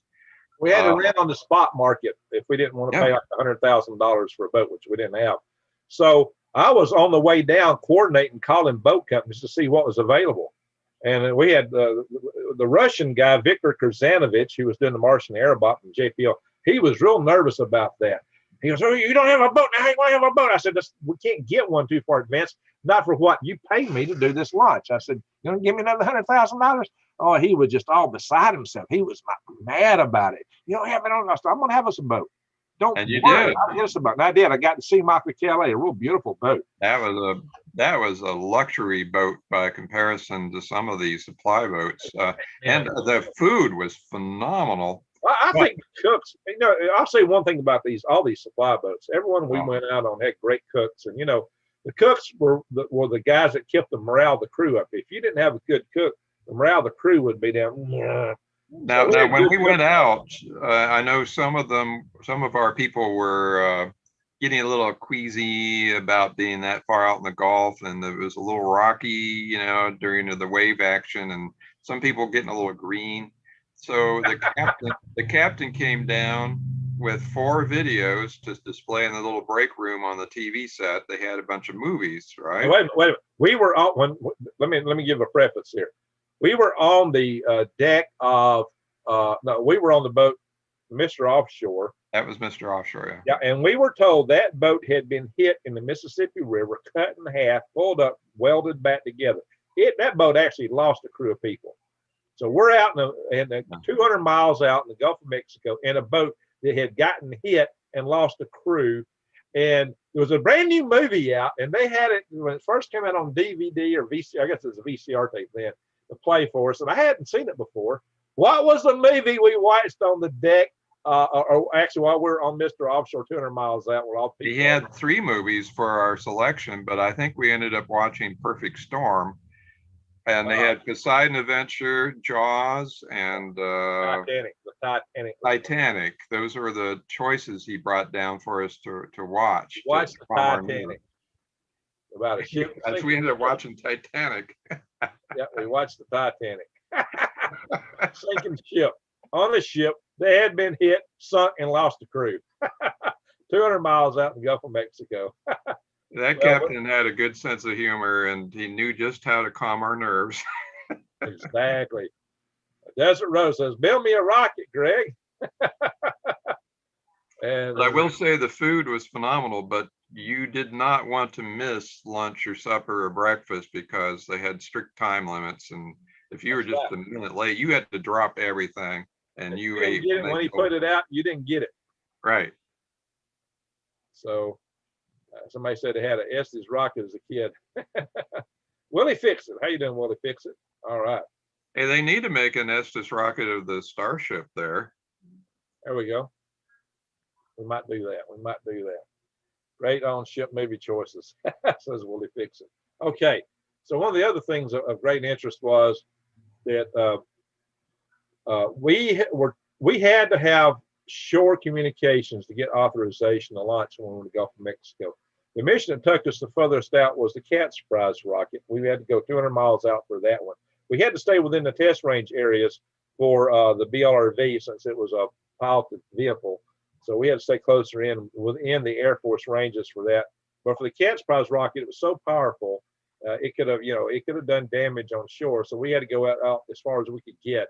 I guess the Disney World was a little concerned that there would be a rocket in Cinderella's castle, and I think it would be an improvement, but they decided that we had to be that far off so that the ballistic trajectory of the rocket, if it went the worst case scenario, we had to be that far away from the land. It could have hit 600 miles. If the failure was a failure such that you still got maximum thrust in the rocket, and if it was angled, it could have made the maximum trajectory. It could have done a 600-mile radius, actually. It could have hit Havana. But the probability of all that was incredibly low. So we had to do an E sub C calculation, the probability of casualties. And we had to clear all this with the FAA and range scheduling at Eglin. So Ronnie LaJoy did our launch waiver process package, most of it. I was quite involved with him in that. I did the logistics. You did the FCC stuff. I coordinated all that and coordinated the thing on Rocket Shop. And I was involved. I had to bring in the money, make sure we had the budget. I worked out the timelines, the schedule. I was a program manager for the whole thing, all the way from the very inception till the end of the Cat's Prize. And I was also working in the Rocket Shop. Man, this stuff we didn't get any sleep. And if you got 3 hours of sleep each week, you were doing pretty good. Yeah, so I think I did 2 hours a night back then. Yeah. So basically, for real, that's what we did. And this was after having run a big conference, 93 ISDC, which I was up overnight. So I've had years of not getting any sleep. I've spent more wait time than my brother. That's 10 years older than me. So. So we're on the boat now, the night before the big launch. The night before the launch. And we have to call Eglin in the morning through a satellite phone, which we spent money to a Global Star that has to hit a bent pipe kind of satellite to get to their ground station to make the phone call. Now, what that means is it wasn't a constellation like Elon's putting them now, the satellites talk to each other. These satellites were up there, but one of them had to have access to a ground station. That's so right. That was a bent pipe. He had to go up from you to the satellite to the ground. This was a low Earth orbit satellite. We'd actually done a geosynchronous satellite system with our previous but that was real.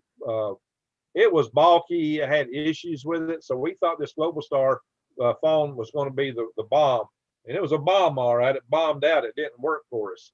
Well, So, all you heard was Spanish background in the background because it's coming from another ground station in Puerto Rico. Or Havana, probably. All I could pick up was Havana. You know, so we were on this satellite phone trying to talk to shore, make sure we could talk to shore, and we couldn't get nothing. Well, as we were going out, I was trying it, and we were doing good. But I gave everybody on the crew a pep talk. I said, tomorrow we're going to make history. It's going to be a great day. Everybody go to bed and get some good rest. And the whole crew went to bed.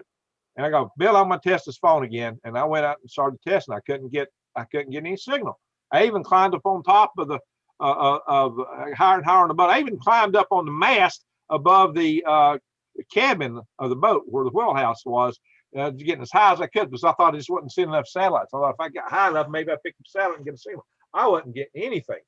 And so I come back down and ask you, said, Bill, we gotta have we can't do this if we don't have the RF can. And I thought maybe if I got closer to shore, I might get it. But I said, Bill, what's the probability it get skipped? And of course, you thought, it might happen, but it was one of those things that we just couldn't guarantee that you ship to shore radio on an HF band is kind of flaky, particularly early in the morning. So right, that's when we had to have it. So I took the rescue boat with another guy. So they had the pilot of the main boat, but there was also a pilot for the rescue boat, and the rescue boat was intended to recovery boat. It was intended to recover the Raccoon. And it was just a small boat being towed by the big boat, and it had 2 engines on it, right? Right, 2 engines. You had to have 2 engines. It was a requirement out there that far out in the ocean because you could get stranded and be in big trouble if you only had 1 engine. So. But everything we were doing, we had a $150,000 project, a couple of years worth of work and a lot of blood, sweat, and toil, and a big prize that was about to expire, and everything was hanging on this. So everybody's in bed except you, me, and the ship's captains. And so I grabbed the captain of the little boat. We jumped on board that little boat. And what did I give you before you departed? Yeah, I had nothing except you gave me a can of Mountain Dew and a bag of salty peanuts. And I thought you better carry something with you. I don't know how long you're going to be out there to make that call. We just thought we were going to run north for a ways and get closer to shore where that bent pipe might work, even though the area, the maps of the Globalstar said it covered where we were at, but it didn't. So what, I got out there, we got out there, and before we got outside of the lights of the big boat, one of the engines failed. And I said, the guy says, well, do you want to turn around and go back? I said, if we turn around and go back, we fail. We lose our mission. We must go forward. So we started running. We kept going. And on one engine, and we couldn't even see the compass of the boat. We were looking, the guy was looking out the side of his windshield, looking to the North Star. And so we would zag in one direction and he'd stick his head out the other way and we'd zig in the other direction. So we zigged and zagged toward the North Star, heading north, because we knew that's where shore was at. So we navigated by the stars. We used the North Star as our guide star, and we zigged and zagged toward the North Pole from the Gulf of Mexico, heading north. And we did it probably 80 miles, 80 knots. And you were way out of communications range. We couldn't even talk to y'all anymore. We lost total communications with everybody, and that other engine failed. So here we are floating in the water. I'm on the back, and the captain's running this boat, and I'm constantly trying to get a signal. Can I get a signal here? Are we far enough north to get a signal? I kept trying. I'm hanging on the back of the boat. I know when we first started, we had both engines going. Man, when you're sitting in front of that boat and you're crossing them waves 4 foot or better, and you're going at like 40 knots or whatever it was, we were going fast. I mean, it was like riding a Bronco. That seat would throw you in the air and it would drop down, and then you'd both meet, bam, bam, bam, bam. Boy, it beat you up. It was something. And then when one of the engines died, we wouldn't make quite the speed. But I was standing on the back, hanging on to one of the poles at the back of the boat, watching all the little sea creatures effloresce, the phosphorescent look, was quite interesting in the wake of the boat. And I'm trying to make calls. Man, if I fell off this boat right here, nobody'd know, because he's watching forward, and I'm back here on the back. And if I fell off this boat, nobody'd ever know it. They'd never know where I was at. He might eventually look back and say, "Where's Greg?" That'd be all she wrote. But I was risking my life for this mission. But we kept zigging and zagging and zigging and zagging, and he was like that, you know. And I'm hanging on the back trying to make these calls, not getting through. Then it all broke down, and we're just floating. We're stranded. We don't even know where we're at. We didn't have any location, anything to tell us where we were at or nothing. All we knew was we was north of the main launch boat. That's all we knew. We stayed out there in the water. He tried to fix one engine, tried to fix it. He spent hours and hours before, you know, he gave up, you know, and then tried again. He'd think something else and try again. He spent a whole day trying to fix the engines on this boat. Did they both go out? Yeah, they were both out. We were floating. You dropped out for a minute. That's why I was wondering. Oh, yeah, they both went out. Bill, we were lost at sea. I was lost at sea, 100, 200 miles out in the Gulf of Mexico in a little boat, and all I had to get me through an entire day, almost 20. I'm not getting any audio on you right now. Can people hear me? What's going on? I hope it's just you. Now I got you.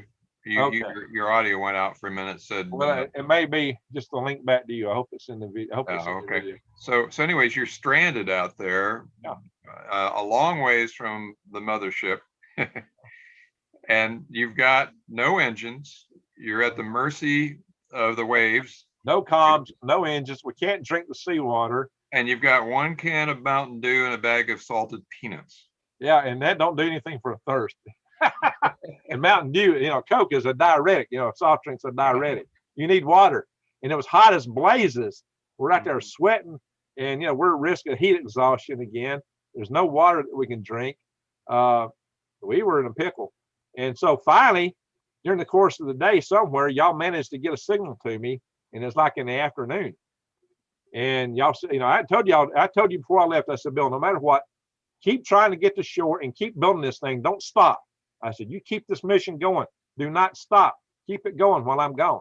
And you did. And so everybody kept working. They got next morning, goes, where's Greg, right? Because they, well, he went on a trip. So I'm up here floating around, and y'all are out there trying to put this thing together. But at the last minute, I got this, finally y'all got through on Skip and told me that, hey, there was issues with the cutters. They weren't working. I said, you know, do a retrofit and try to fix them, you know, for cutting the balloon down. There's a couple other issues. We're trying to get them solved. And, you know, they asked me, he said, y'all stranded. Let's come get y'all. We need to rescue. I said, no, proceed with the mission. Don't stop for us. This has got to happen. Proceed with the mission. And that's what they did. And so, and I told y'all we're about to launch. So I got on the bow of the boat, and I was sitting there just laid back against the windshield watching, looking into the south. And I see this little star rise up, and I knew that little star was the balloon. I'm probably, you know, 80 miles away. But I saw the balloon. And then I saw 2 puffs of smoke. I go, what in the world is that?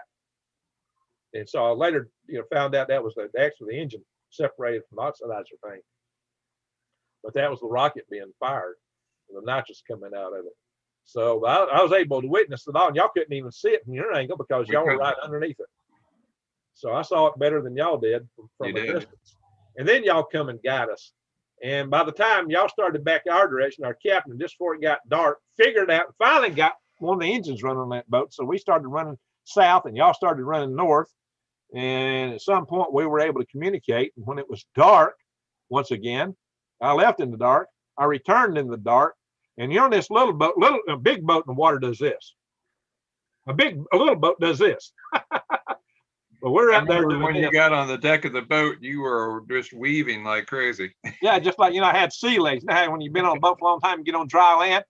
And so that's what happened. I got on the boat, and I'm kind of staggering around. I said, man, it's great to be on dry land again. but because that's what it felt like compared to being on that little boat. But the funnier thing was that when we first saw the lights of that boat in the distance, and we were coming at it, to me it looked like a space station out in space. That we were a long lost ragged crew, and that damn light looks, pardon my language, that light looked so good to me. I was just so thrilled to see that light, and to know that we were coming home. Basically, we were going, you know, it's like going to the space station, some ragged, nearly failed spaceship. How many hours were you stranded at sea, Greg? So yeah, I've been stranded. I've been lost at sea. How many hours were you out there? Well, the time we got back to the boat, you know, we left in the dark just after midnight, and it was probably 10 p.m. when we got back, wasn't it? About 18 hours, probably. 22. I don't know. It was a long time. We were out for a long time, and I did not have anything to eat or drink other than that Mountain Dew and those salty peanuts until we got back to the boat. So first thing I wanted was water. Good thing I handed those two things to you. Yeah, you had them ready to go. You knew I was going to be in a world hurt, so you took care of me in that regard. So we did something for Greg since he wasn't there for the big launch. We made a model rocket out of a little fuel grain and got a little party balloon, and we launched a Raccoon in his honor on our way back. And it actually flew out from the deck and started descending into the sea. And we did the very first underwater Raccoon launch. Yeah. That balloon dipped down into the water. And the fuse of the rocket, like a little Estes rocket, was actually underwater, and it launched him out of the water. So we actually did the first submarine Raccoon. That's right. That's right. Well, that was interesting. So we've had some adventures, bear stories, exploding rockets, running from rockets. Sea. But that's the way space is. Space is hard. We were engineers. We worked in the industry. If it was easy, everybody'd be doing it. Exactly. When Spaceship One won the X Prize, and a lot of our guys were involved in that. We actually started a competitor company to that ourselves with HARC. We had a project called the Liberator. We actually had better engines than Bert did. We had 12,000-pound thrust LOX kerosene engines that were regeneratively cooled and use a liquid injection thrust vector control system. Way more better engines than what Bert Rutan had. Better than what they got today on Spaceship Two. But we kind of thought, man, we're going to fly 200 missions this thing to make a profit. And now in honor of Glenn May, I wanted to mention that when we first ran across Glenn May, he was from Memphis, but he'd come all the way from Memphis to help work on all these projects.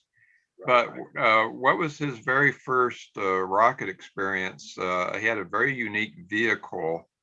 You remember the rocket-powered canoe. Yes. He put a hybrid rocket on a canoe, and he was short on safety equipment, so he strapped a sofa cushion to his back. And he fired that thing, and that canoe just chugging through the water. As I recall, the guy firing the rocket did it with a Bernzomatic torch. And he was sitting there right behind the rocket engine, igniting it. I know, crazy stuff. And then what else did he pilot that Tim Pickens came up with? And you'll probably show that on the. He actually, Glenn did the first one. It was a rocket-powered bicycle. But Tim did a lot of work on rocket-powered bicycles, and he got all over TV and used in rocket-powered bicycles. So yeah, we had rocket-powered bicycles. Tim's got a jet engine on a skateboard. Tim did backpacks that had like water jets pumped out of a ski-doo. We come up with a lot of crazy stuff. We even tried a glider that we'd pull behind a ski-doo. We thought we'd get ground effect off of it. That didn't work out too good. Glenn was involved with that. But Glenn was taken out by the cold flow test with two of the guys at Mojave Desert Airport. And it shouldn't have had that stuff at the airport in the first place. With all those big expensive jets around, it was nuts. Didn't you have an inkling that could be a risk, and you alerted Bert Rutan about that? Well, Bert Rutan was on receipt of an email, same as I was, from the Air Force, come out of, I believe, Sandia National Laboratories, a report about nitrous going supercritical under high temperatures. They were out in the desert, high temperature. His scale composite system, he didn't have any metal, no way to conduct away static charge buildups. When you flow fuel, you get static charge buildup. They didn't clean it out with trike like they should have, because they were a little bit too lax. Nitrous oxide's a lot safer than LOX, but they were still kind of lax with it. LOX, under high pressure, if you got one little particle carbon in your oxidizer system, like in your fuel lines or anything, just one little particle carbon, it can detonate. The whole thing can explode. You got to have everything whistle clean. Space is tough. You got to be very exacting. There's no forgiving. Well, LOX, it's real bad. Here's the funny, that's the particle carbon. Anything that can. I've actually poured LOX out on the ground and walked around and stomped blades of grass. It froze under the LOX. I told that to one of our other liquid engine safety engineers I work with. His eyes got about that big around. Goes, Oh, I wouldn't do that. We had a guy from the fire department, and we decided to see how quickly we could ignite a charcoal grill. And so out in the backyard, this is out in California, he comes in the full fire department fire suit. He's got the proverbial 10-foot pole, and at the end of the 10-foot pole is a beaker of liquid oxygen. And so they poured it onto the charcoal briquettes and threw a match into it. And that ignited so powerfully that it ignited in a fraction of a second. But the drawback was that it melted the grill. Completely a molten lump of metal. Yeah. Well, we also, Tim came up with a suitcase hybrid rocket to take the schools for a demo. And one of our guys, what was his name? One of the guys worked with him. Oh, shoot, what's the guy's name? I know it. Actually took it to Pawn Stars. He got them Pawn Stars with that thing. Oh. Trying to sell it to the guys on Pawn Stars on TV. Did they buy it? I don't remember if I don't think they did. I don't think they did. What's his name? Burhop or something like that. What's that guy's name? He took that into the Pawn Stars. That was just, I laughed myself silly when I saw that. That's funny. Of course, you and I, we've all had some TV, we've all been on some TV shows with some of this stuff. Echo in the Forest says, mind blown. So Echo in the Forest says, same Slim Pickens that was Dr. Strangelove. No, we have a guy named Tim Pickens, but I always called him Slim Pickens. I always would call him that. So now, if you want to see us on a video, it might still be on Netflix. It's When Aliens Attack. And it was a 2-hour docudrama about what would happen if Independence Day happened for real. And Greg and I were on that show, on that video, on that 2-hour movie. I mean, you got it. You had a speaking part. I was supposed to have a speaking part, but when I heard what Travis Taylor was saying, I said, I ain't talking on this show. I got to take out of Dodge. Well, I thought that's nuts. I won't spoil it, but we saved the world. We figured out how to attack the soft underbelly of the alien motherships hovering over Earth. Yeah, but you can't do it from party balloons. I mean, all the spaceship would have to do was just move aside and let you float up. Or they could have dropped sand on you or dumped the garbage on you. Or if they had a World War II M2 Maldeus, with the little thumb triggers, they could have taken you out just like I had proposed. The demonstration flight we did was to show that we could use the balloon as a relay for communications from the rebel bases. See, that's what I wanted to talk about. When he approached me, I thought he wanted some real solutions to how to deal with. And we demonstrated it. I had a little walkie-talkie in my hand, and I was talking to this balloon 20 miles above the Earth with a relay in it to people in Ohio 400 or 500 miles away. And we had that all on their video. Instead, they decided that they would launch human commandos on weather balloons, which will never work. That was just crazy. But it was a fun movie to be fun, but it wouldn't work. So there was, we talked about using a rocket launch from a balloon as a weapon. We talked about there are concepts for having balloons with ditherable mirrors on them. You could have shot a very high altitude, high powered laser, but most of that straight up through the dense part of the atmosphere, and then had it directed to other balloons and targets far out. Because if you took a laser across the atmosphere like that. They had a satellite in the early days called the Echo, which was 100-foot aluminum foil balloon in space, and I remember seeing that as a kid. Yeah, it was very easy to see. It was even brighter than the space station is now. Right. They used it as a communication relay. They could bounce radio signals off the aluminum skin of that balloon. But you could have used a mirror, because a laser pointing through the atmosphere this way has got to go through too much atmosphere. You can shoot it straight up and then have a ditherable mirror. You could direct, once you're above most of the atmosphere, you could direct that thing away off. So if you wanted to take a laser against something coming at you, that would have been an optimal platform for doing that, or for surveillance or many other things. But say you're just going to float a bunch of people up, and they're like grasshoppers. They're going to be like ants jump on a grasshopper. Is what Travis said, it's like, you got to be kidding me. I But heard we, him talk about that. I left. I was supposed to have a speaking part at that, but I thought, oh no, I don't be on here. Funny thing is, they had a lot of scientists from the Department of Defense, the Pentagon talking on there. I thought, well, these guys would have talked if they know where they were going to. And even Barack Obama actually did an interview just for this show. And it's like, really? it was a fun movie, and if you get a chance, take a It was listen fun. to it. It's fun, but it's not very practical, I don't think. Well, but Travis is a fun guy. And I did a number of episodes on Rocket City Rednecks, doing some behind the scene telemetry and electronics. And I was on one of the episodes with a weather balloon spy satellite. And Tim Pickens was on one of their episodes as well. Yeah, he wanted me to build a rocket for him. He called me and says, Greg, I got great news. I want you to build a rocket for me to hit space. He says, hey, I got $5,000 and you got 3 months. I said, no, and heck no. What? Hit space for $5,000 in 3 months? No, and heck no. Forget about that. Well, I will say they did launch a rocket at Cortland Airfield. Yeah, they nearly killed somebody with it too. Well, what it was about a 14-foot tall rocket. It weighed 700 pounds. He put a mannequin inside it in a spacesuit. I had a telemetry transmitter on it, sending down the GPS position, the airspeed, and the altitude. And it had 2 O motors, I believe, or N motors, that are very large, about the largest solid fuel rocket engines you could buy, for these people that do the large and dangerous rockets. And so he launched it, but it did not eject the parachute and did not safely come down. Instead, it arced into the wind, because they asked me at the film crew asked me, where do you think it's going to go?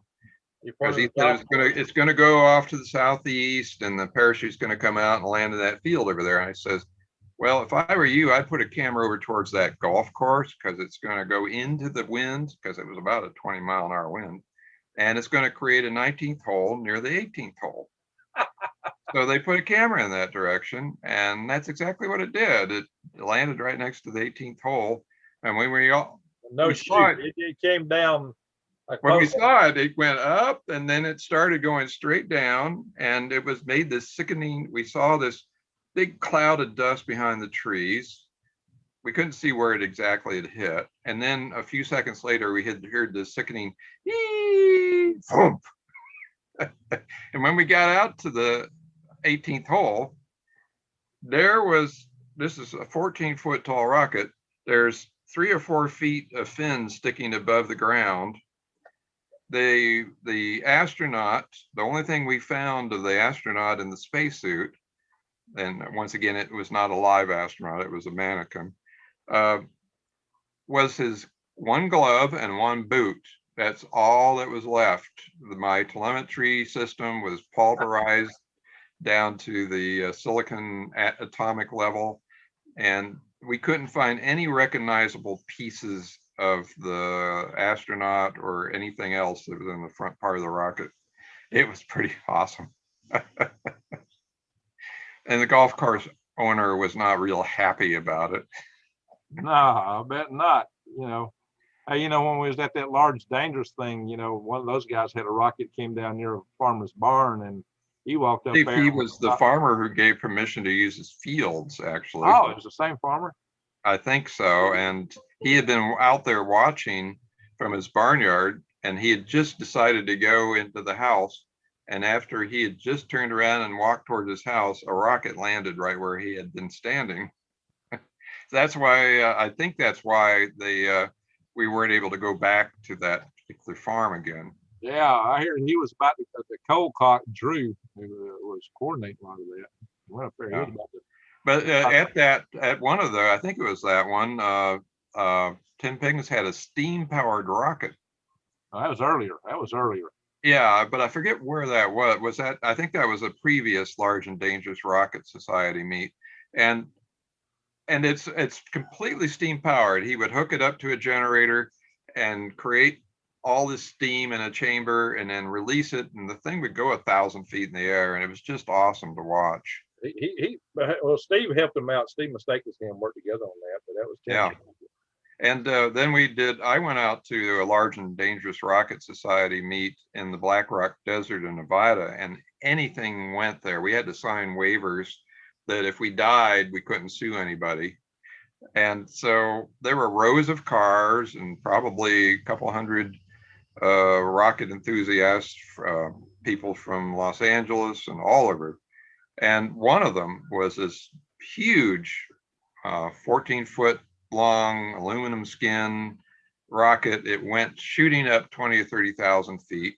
We couldn't see the parachute come out, so we figured it had, but they were prepping another rocket when all of a sudden we hear this whee, and where do you hide? Where do you go? And then near Winnebago, at the end of the flight line, there was a little puff of smoke in the dry lake bed. We all went running out, and there was a hole in the desert floor, which is about the consistency of concrete when it's dry, and 3 fin marks. And that 11-foot rocket was buried all the way in. So they chipped at it for a while and got the tail fin exposed. And the guy with that almost got hit in the Winnebago had an electric winch, and he says, "Here, let's put a chain around it, and I can pull that out of the ground." You just changed there. There you go. Anyways, Keep talking. So they started the winch going, and you know what happened? What? It pulled his fender off. Well, there was that other one that somebody had on his desk at one of those events. Well, I was just about to tell you about that one. So my friend said, "There's the safety director for the event. Go talk to him. He's prepping a 2-stage rocket." And it was horizontal on his bench. So I'm walking behind the rocket engine heading towards him to talk to him when he's trying to put a battery onto the igniter for the second stage, when all of a sudden there's a spark and a puff of smoke, and he shouts, "Run away." And all of a sudden I'm covered in soot as the rocket shoots horizontally into the parking lot. Through the crowd, basically. So, horizontally, 2 feet off the ground, and it's heading towards the parking lot where there were people milling about. So after the smoke and dust was over, we ran out. No one got hit, fortunately, but it had gone right through a steel belted radial on a Bronco's rear tire and was 1 inch away from the gas tank. And who did that vehicle belong to? And in the back was a couple of propane tanks. Oh. Well, the Bureau of Land Management. It was the Bureau of Land Management vehicle. They were the people out there to regulate the events. They send a representative because they manage the dry lake bed there at Black Rock. And so he was the rep. We were 40 miles from Gerlach, Nevada, which is the nearest town. And we sent somebody out to get a new tire for his Bronco. He had a brand new tire within 3 hours. And that tire, I believe, wound up in the yard. The tire with the rocket through it was outside a bar or a restaurant in Gerlach, Nevada, and may still be there. I think it wound up in the front yard of one of the members of the San Francisco L5 Society. Well, this is proof, guys, I'm outstanding in my field, or at least I was outstanding in a field. Manchester, Tennessee. That's the Ground Launch 1 rocket. You can see my shirt says Halo. The rocket says Halo. And that was the ground launch. That's the one that we launched that had all the guys from Large Dangerous Rocket guys. This is after we found it. That's Drew right here. He's hey, your beard's a little shorter there, Greg. Yeah, well, I kept it trimmed back in those days. It was redder too. So you don't have I don't see the post-hole pictures. I was hoping I'd find the post-hole pictures. So I got them somewhere. Well, shoot. That's what I was hoping to find was the post-hole pictures. Yeah, I see the parachute in this little section never deployed because we knocked the avionics off. Anyway, that was the history rocket. Very good. So there you go. That's the same. It's on the same stuff again. Paper I did with Mike Smith. So I was just showing it. But this is my Venus habitat presentation, which I've showed previously on this channel. Yeah. and I will do an update to that. I got a I've got a architect drawing that up real nicely. And since you're a balloon guy, you might be interested in my balloon city that's a mile across. It can hold 16,000 people. And all these mathematics are actually for floating in the atmosphere of Earth. It's like over buoyant for our own atmosphere. Venus's atmosphere would be a piece of, I don't know why it's not showing the rest of the stuff here. Escape. What's going on with this? Oh, this isn't the whole presentation. I got another version of this somewhere else. Okay, that's what's going on here. So this is a subliminal presentation, and you just run it by people real fast, and then they remember it in their subconscious. Yeah, exactly. Hey, I'm not a conspiracy theorist. I'm a conspiracy practitioner. Oh, there you go. You got to have a little fun, right, Bill? All right. Well, we've been going about 2 hours now almost. That's probably about as much as anybody can stand of us. Well, it's been fun reminiscing, and of course, there are future adventures ahead of us too. Let me go back. When I got 14 people in the room right now, probably a lot of people will watch this later. Being so long, it might discourage some views.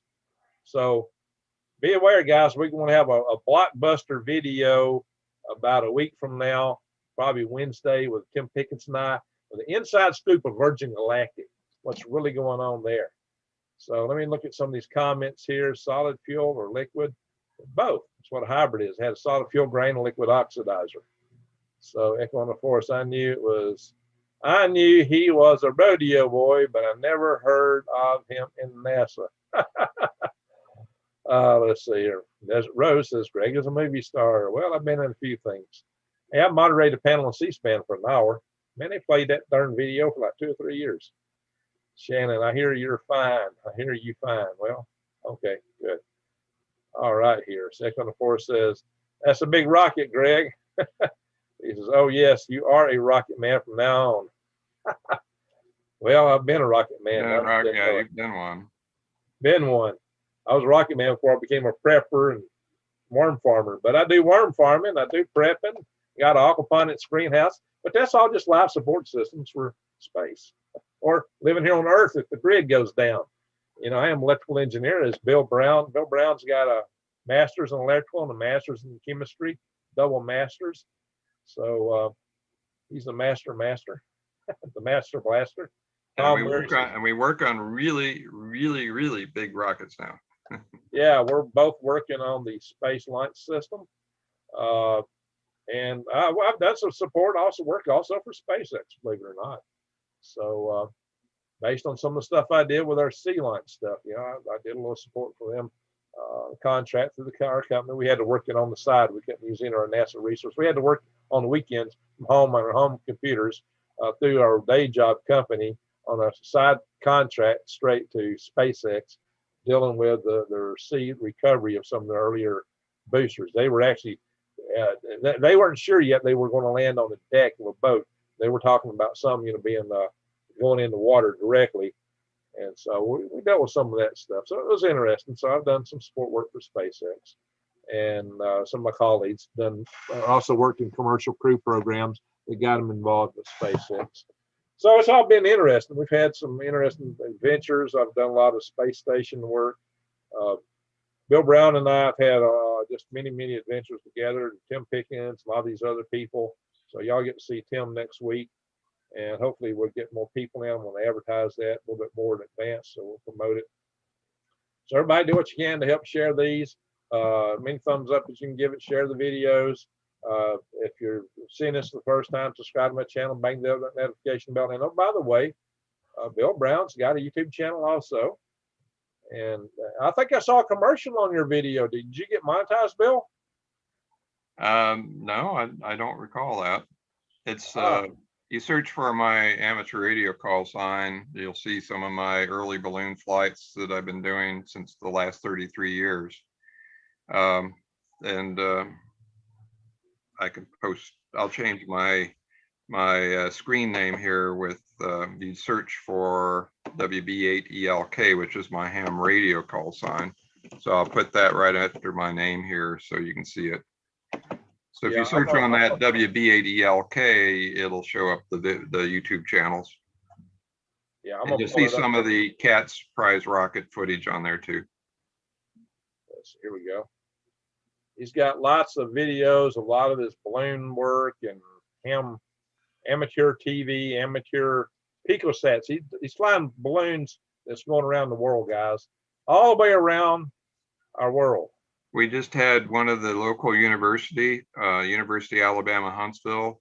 The students there took one of my transmitters, and they have it on special balloon that's been around the world 6 times in the last 90 days. Hey, here's a commercial. I don't know. You might be monetized. You better check on that. They're running commercials on you. Hey, maybe I'm making money. Here's Bill Brown. There I am in 1994 when I first moved here, and Yeah. you're in there too. Yeah. Well, Bill Brown had a good friend with this channel here, and he got the good friend out to video our thing. So Bill was a little bit more the center of this one. Hey, wait till you see you in this one too.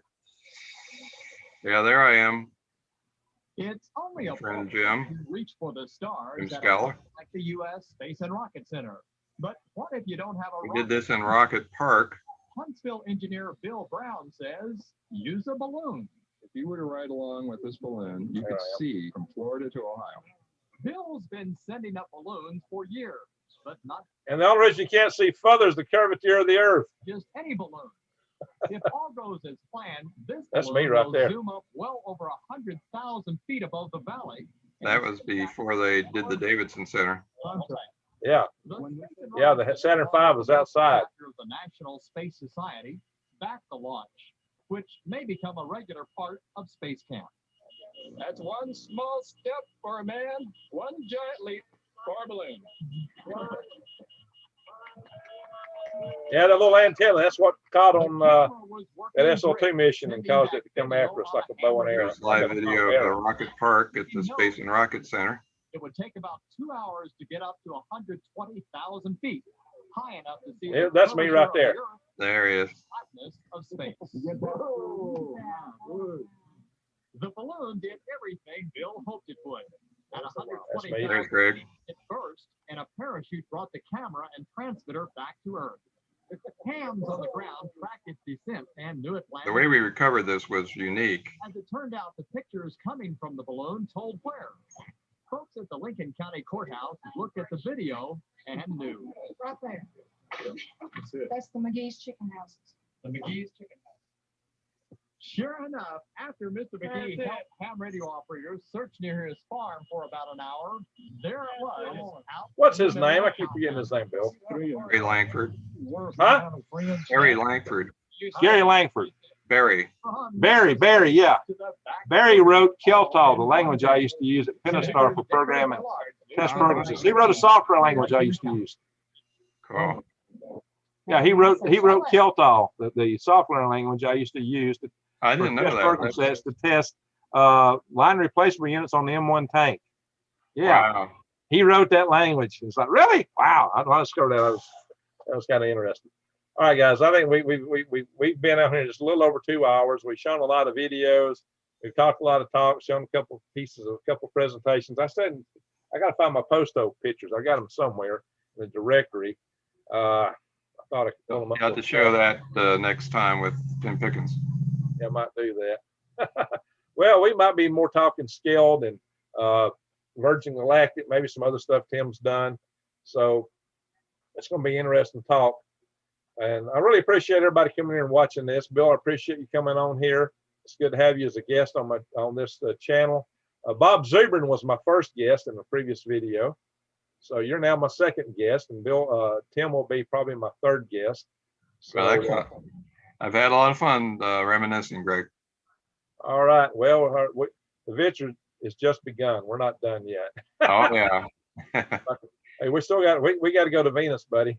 Well, Venus and on to Mars too. Yeah. All righty. I want to thank everybody for watching. Y'all have a most awesome week, and stay tuned. Next week will be with Tim Pickens, and I might even get some of these Elon Starship flights or something like